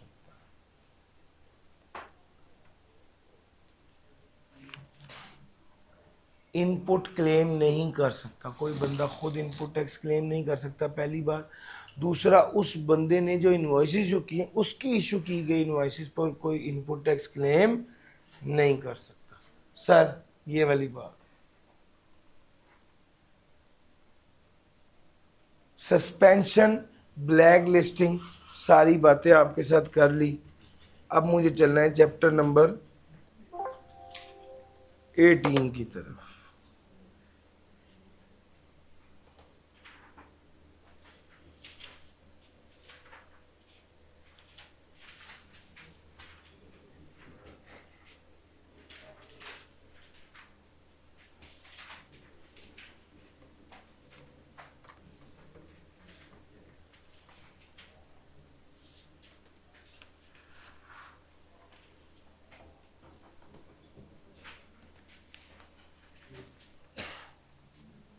Chapter number 18।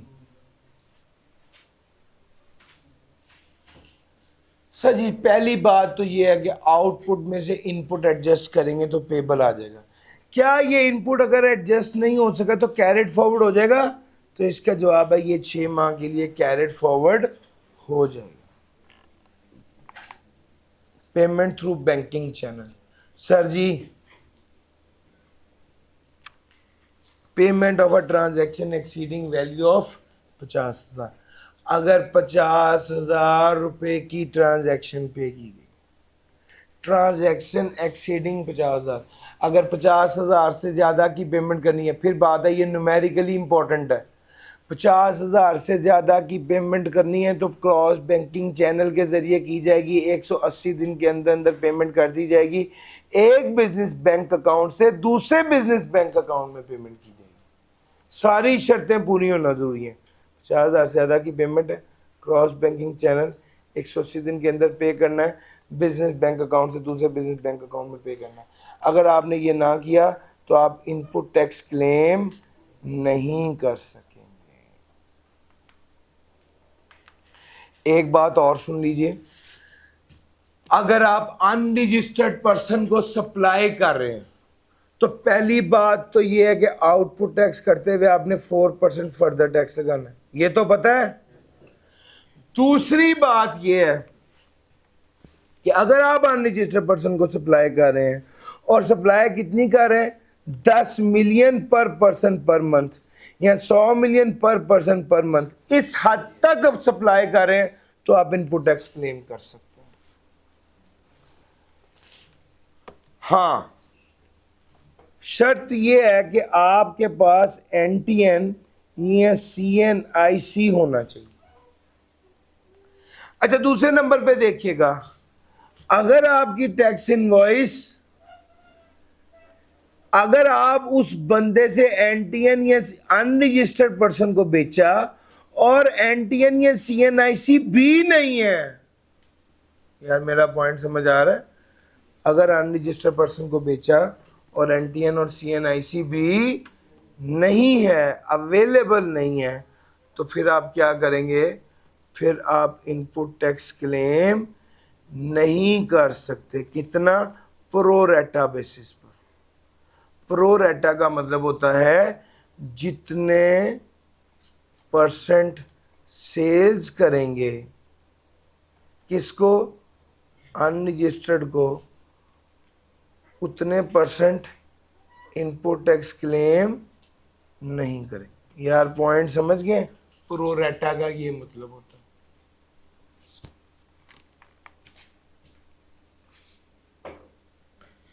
अगर रेट चेंज हो जाए, अगली बात, अगर रेट चेंज हो जाए तो क्या होगा? चेंज इन रेट हो जाए तो क्या होगा? Tax shall be applicable. भैया जिस दिन सप्लाई हुई है उस दिन का रेट लगेगा। अगर इंपोर्ट की है तो किस दिन का रेट लगेगा? जिस दिन गुड्स डिक्लेरेशन प्रेजेंट किया है उस दिन का रेट लगेगा। चाहे आपने होम कंजम्पशन के लिए कोई चीज ली है या वेयर हाउस से क्लियर कराई है, जिस दिन गुड्स डिक्लेरेशन प्रेजेंट किया उस दिन का रेट लगेगा।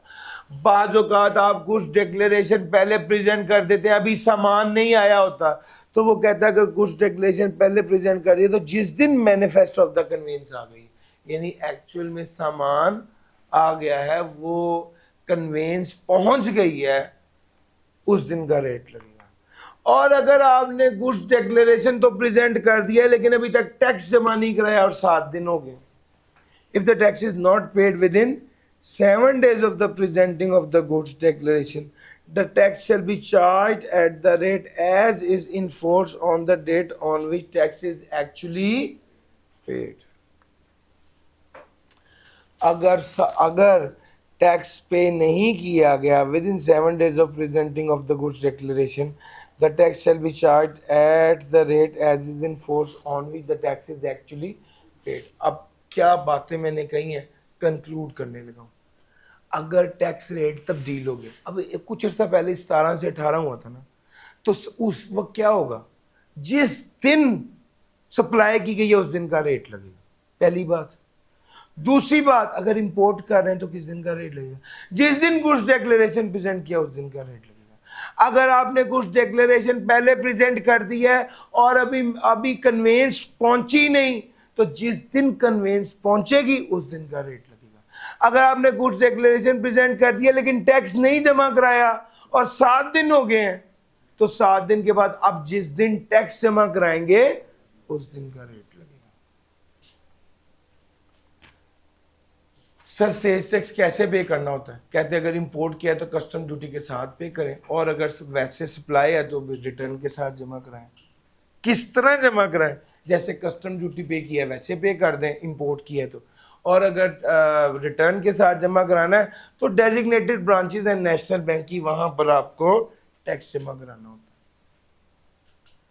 आउटपुट टैक्स क्या है? सर सप्लाई पे जो टैक्स चार्ज होता है वो आउटपुट टैक्स होता है, हमने ये आपको बता दिया है। बहरहाल एक चीज बड़ी कीमती है और वो ये है कि फेडरल एक्साइज ड्यूटी अगर सेल्स टैक्स के तरीके से लगे तो वो भी output tax. Federal excise duty sales tax के तरीके से लगे तो वो भी आउटपुट टैक्स है। सेल्स करेंगे वो भी आउटपुट टैक्स है। सर्विसेज देंगे वो भी आउटपुट टैक्स है। और federal excise duty sales tax नहीं है, लेकिन अगर ये सेल्स टैक्स मोड में लगे तो वो भी आउटपुट टैक्स है। सेम इसी के ऑपोजिट कर लो, इनपुट टैक्स। सर जो चीजें खरीदी वो इनपुट टैक्स है, जो चीजें इंपोर्ट की उस पर इनपुट टैक्स है। Federal excise duty sales tax mode में पे की वो भी इनपुट टैक्स है, जो सर्विसेज खरीदी वो भी इनपुट टैक्स है। तो आउटपुट टैक्स और इनपुट टैक्स एक दूसरे की फोटोकॉपी है, सिर्फ इनपुट टैक्स में एक इंपोर्ट की बात इजाफी आती है। सर डेबिट नोट और credit note, debit note credit note, इसकी डिस्कशन मैं सोच रहा हूं जब वो कराऊंगा तब करवा लूं। ये न्यूमेरिकल वाली कुछ बातें हैं, इनपुट टैक्स इनएडमिसिबल। हाँ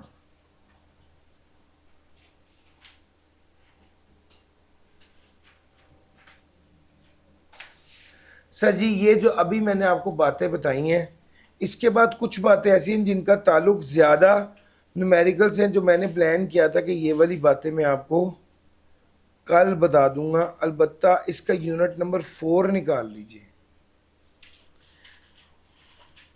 मैंने इसका यूनिट 3 खास तौर पे रोक लिया है। क्यों? क्योंकि कल जब मैंने आपको न्यूमेरिकल की बातें बतानी है उसमें फिर ये वाली बातें साथ कवर हो जाएंगी। यूनिट नंबर 4 है रीफंड। क्या इनपुट टैक्स रीफंड हो जाता है? यस। कब होगा? जब आप रीफंड क्लेम करेंगे उसके 45 दिन के अंदर अंदर। और अगर इजाफी अगर आप सप्लाईज कर रहे हो और इनपुट टैक्स हो तो वो कैरिड फॉरवर्ड हो जाता है 45 डेज के लिए, और इनपुट टैक्स कैरिड फॉरवर्ड हो जाएगा to the next period and shall be treated as input tax for that period. The excess amount of input tax shall be refunded to the registered person not later than 45 days of filing of refund claim.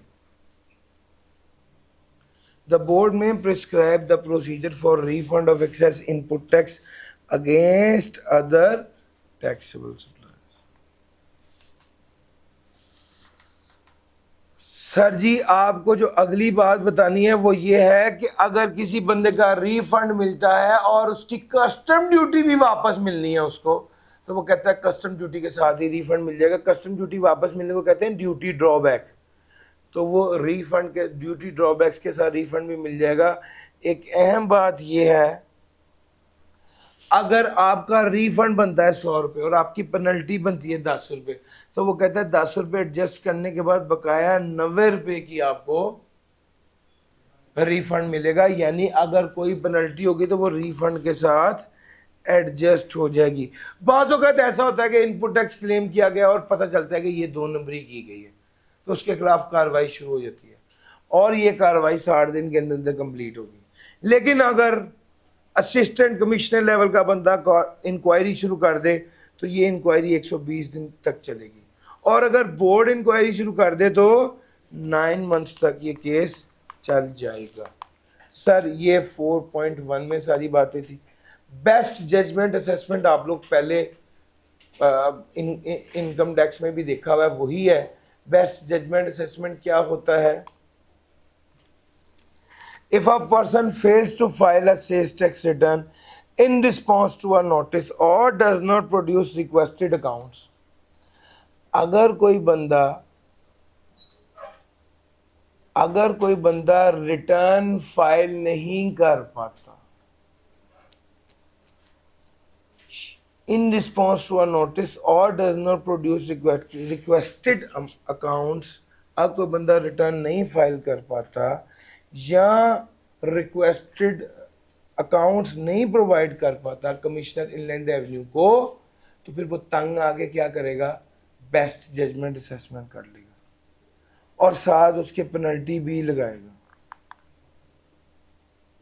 तो भाई बात यह है कि best judgement assessment आती ही तब है जब टैक्स पेयर खुद आपको कवायफ ना दे या रिटर्न जमा ना करवाए।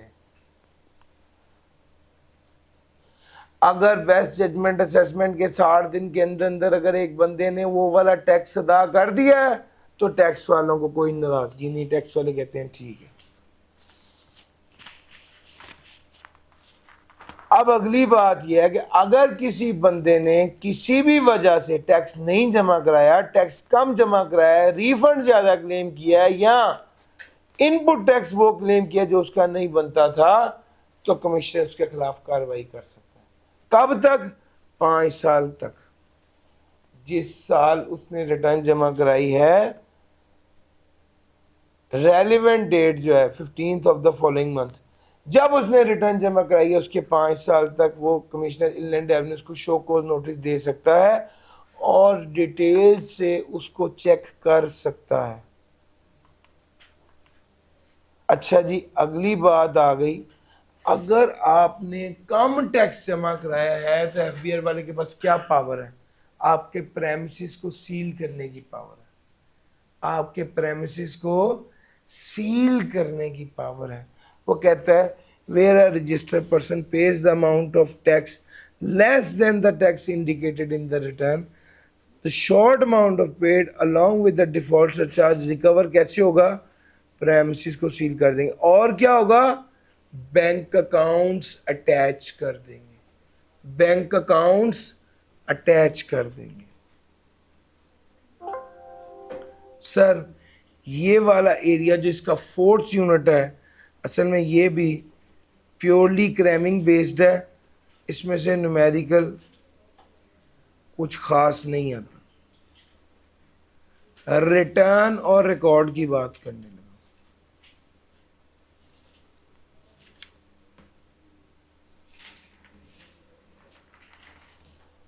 सर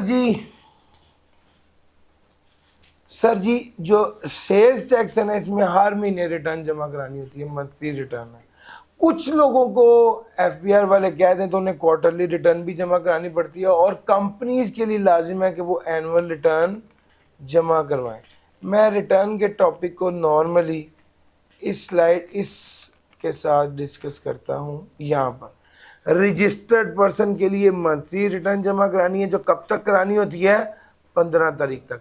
अगर आप ई रिटर्न फाइल कर रहे हैं तो 15 तारीख तक टैक्स जमा कराएं और 18 तारीख तक रिटर्न फाइल कर लें। स्पेशल रिटर्न तो जब कमिश्नर के तभी जमा करानी है।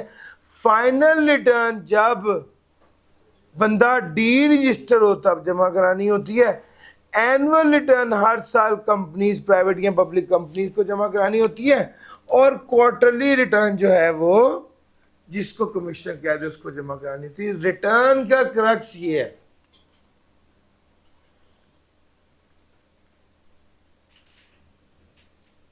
रिकॉर्ड क्या होता है सर? रिटर्न के बाद से अगर मैं कोई और बात करूं तो ये वाली बात मेरे ज़हन में है कि रिवीजन ऑफ रिटर्न को ज़रा डिस्कस कर दो। ऑल दो इनकम टैक्स में भी मॉडल यही है, आप रिटर्न रिवाइज कर सकते हैं, 120 दिन के अंदर रिटर्न रिवाइज कर सकते हैं, लेकिन अगर आपने रिटर्न 60 दिन के अंदर अंदर रिवाइज कर दी तो फिर कमीशन से इजाज़त लेने की ज़रूरत नहीं है। और जब रिटर्न आपने वॉलंटरीली रिवाइज कराई है खुद तो कोई पेनल्टी नहीं है। अगर ऑडिट के नोटिस पे रिटर्न रिवाइज करेंगे तो 25% पेनल्टी, और अगर शोकॉज नोटिस पे रिटर्न रिवाइज करेंगे तो 100% पेनल्टी। 100% पेनल्टी। यहां इनकम टैक्स में 50% होती है, सेल्स टैक्स में 100% होती है। रिवीजन ऑफ रिटर्न वाली बात हमने नहीं डिस्कस की थी, बाकी बातें तो मोर और लेस हो गई हैं, इस समरी के अंदर आ रही। रिकॉर्ड क्या है? रिकॉर्ड तो वो सबूत है जो आपने अपने पास रखना है। सेल का सबूत, परचेज का सबूत, इंपोर्ट का सबूत, एक्सपोर्ट कितनी है, एग्जाम्ड कितनी है, इन्वेंट्री का सबूत, बैंक्स की statements, utility bills, rental agreements, ये सारे सबूत जो आपने बिजनेस के अपने पास रखे होते हैं, इनकम टैक्स के लिए भी ये ज़रूरी होते हैं और सेल्स टैक्स के लिए भी ये ज़रूरी होते हैं। ये रिकॉर्ड कितने अरसे तक आपने अपने पास रखने होते हैं? सर जी ये रिकॉर्ड, इसकी मुद्दत 6 साल है। 6 साल तक आपने ये रिकॉर्ड अपने पास महफूज रखने हैं। कहाँ पर रखने हैं? अपने बिजनेस प्रेमिसेस में रखने हैं। बिजनेस प्रेमिसेस में रखने हैं ये वाले रिकॉर्ड। और अगर कोई कंपनी है जिसने सेल्स टैक्स की बात करें कंपनी के वाले से, तो वो कहता है वो इस रिकॉर्ड के अलावा फाइनल अकाउंट्स जो कि ऑडिटेड बाय ऑडिटर होंगे वो भी अपने पास महफूज रखने हैं। ये वाली बात कही गई।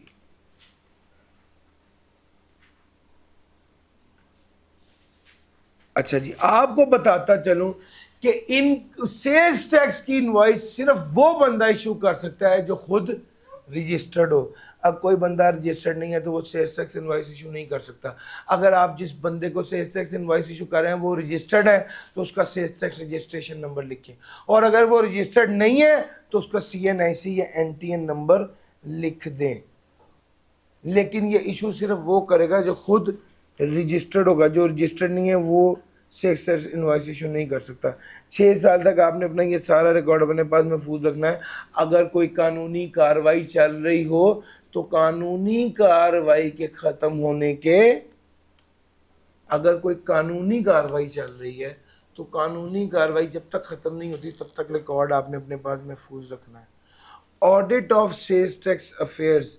क्या सेल्स टैक्स का भी ऑडिट होता है? जी भाईजान, सेल्स टैक्स का ऑडिट होगा जो कम से कम असिस्टेंट कमिश्नर लेवल का बंदा करेगा, और उसके पास पावर होगी कि वो भी कोई भी डॉक्यूमेंट्स मंगवाए और डिटेल से सारे को ऑडिट करे, और कोई फाइनल रिपोर्ट देने से पहले वो अपॉर्चुनिटी ऑफ बीइंग हर्ड ज़रूर दे देता है। और उसके अलावा वो बड़ी डिटेल से इंफॉर्मेशन हासिल कर सकता है आपसे, और फिर बताएगा, रिकैलकुलेट करके देखेगा कि आपने इनपुट टैक्स सही निकाला है, आउटपुट टैक्स सही निकाला है, रिफंड सही निकाला है, और ये भी देखेगा कि आपकी कंपनी में सेल्स टैक्स चोरी का रिस्क कितना है। और फाइनली जब वो ऑडिट रिपोर्ट दे देगा तो वो फिर उसके बाद आपसे पूछेगा कि क्या वजह थी कि आपने कम जमा कराए। आपको अपॉर्चुनिटी ऑफ बीइंग हर्ड देने के बाद आपसे ये ज़रूर पूछेगा कि आपने टैक्स क्यों जमा कराया, इसका टैक्स कम क्यों जमा कराया, इसका जवाब दीजिए। और याद रखना वो ऑडिट पिछले 6 साल में से किसी पीरियड का कर सकता है, 6 साल से पुराना ऑडिट नहीं कर सकता। आप गौर कीजिए, रिकॉर्ड के लिए भी उसने 6 साल ही कहा है और ऑडिट के लिए भी उसने 6 साल ही कहा है। अच्छा जी, उसके बाद ड्राइंग ऑफ सैंपल्स की बात है। तो भाई जब आप सैंपल्स ड्रॉ करेंगे, निकालेंगे सैंपल्स को, तो वो क्यों लेंगे आप? FPR वाला बंदा सैंपल ड्रॉ करेगा ताकि वैल्यू ऑफ सप्लाई को डिटरमिन कर सके, ऐसा ही है ना। तो उसने कहा है the authorised person if consider is necessary may take a sample of any goods for the purpose of determining the tax liability.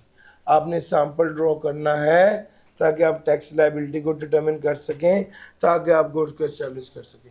जो बंदा सैंपल ड्रॉ करेगा वो जिससे सैंपल लेगा उसके साइन करवाएगा और बाकायदा रिसीविंग देगा कि मैंने ये सैंपल ड्रॉ किया है। अगर आप शुगर मिल में गए तो 1 किलो सैंपल काफ़ी है। 1 किलो चीनी ली, उसकी वैल्यू डिटर्मिन करने के लिए उसका सैंपल ड्रॉ कर ली। यार मेरा पॉइंट समझ आ रहा है? तो भाई उतना ही सैंपल ड्रॉ करेंगे जितना रिक्वायर्ड है, जितनी मिनिमम क्वांटिटी है। सैंपल लेने वाला बंदा भी साइन करा के सैंपल लेगा, सैंपल देने वाला बंदा भी साइन करके सैंपल देगा, और रिसीविंग लेगा।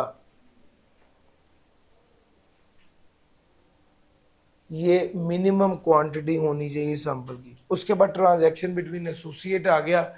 एसोसिएट के दरमियान जो ट्रांजैक्शन होती है इसको भी फेयर मार्केट वैल्यू पे रिकॉर्ड किया जाएगा, और उसकी value of supply fair market value होगी, ना कि वो वैल्यू जिस पर वो ट्रांजैक्शन की गई है। सर ये मेनली जो मेरा आज का टारगेट था वो था थ्योरेटिकल पार्ट को हाईलाइट करना। अगर आप मुझसे पूछें तो इसकी डेफिनेशन जो मैंने सबसे पहले कराई वो सबसे ज़्यादा क्रूशियल है। उसके अलावा registration, black listing, D registration, suspension, compulsory registration, temporary registration, ये वाला एरिया जो है इसको रट्टा लगाने की ज़्यादा ज़रूरत होती है। उसके बाद अगर आप ये बात करें, उसके बाद चैप्टर नंबर 18 में अक्सर चीज़ें उसका ताल्लुक न्यूमेरिकल से है। मैंने उसको आज इससे नहीं कराया कि कल साथ के साथ ही मैं आपको वो चीज़ें डिस्कस कराऊंगा और साथ ही उसको अप्लाई करके भी बता दूंगा कि भाई इनपुट टैक्स कब एडमिसिबल होता है और कब एडमिसिबल नहीं होता। मेनली मैंने दो बातें छोड़ी हैं, एक डेबिट नोट और क्रेडिट नोट की डिटेल है, एक जो गुड्स डिस्ट्रॉय हो जाए उसकी क्या ट्रीटमेंट होती है, एक जो इनपुट टैक्स कब इनएडमिसिबल होता है, ये वाली बातें सारी हमारे काम आती हैं। एक अपोर्शनमेंट का कॉन्सेप्ट, ये जो सारी बातें हैं ये वाली बातें मैंने आपको कल बतानी है, तो पहले ये वाली सारी बातें बताऊंगा और उसके बाद न्यूमेरिकल का फॉर्मेट और फिर न्यूमेरिकल की डिस्कशन आपके साथ की जाएगी। डन हो गया सर जी। 17th चैप्टर थ्योरेटिकली सबसे ज्यादा इंपॉर्टेंट है, ठीक हो गया, उसको सबसे पहले तैयार कीजिए। 18th चैप्टर न्यूमेरिकली इंपॉर्टेंट है, 19th chapter relatively laser important है इन दोनों के मुकाबले में। लेकिन बहरहाल 3 तो चैप्टर हैं जिसमें से 30 नंबर का पेपर आना है, 25 से 30 मार्क्स का। तो मैं समझता हूँ कि इसके अंदर आपको कोई चीज़ भी इग्नोर नहीं करनी चाहिए, इसको बहुत अच्छे से तैयार कर लीजिएगा। कल इंशाल्लाह सेल्स टैक्स की प्रैक्टिस, सेल्स टैक्स की न्यूमेरिकल को बड़ी डिटेल में डिस्कस करेंगे। थैंक यू जी, अल्लाह हाफ़िज़।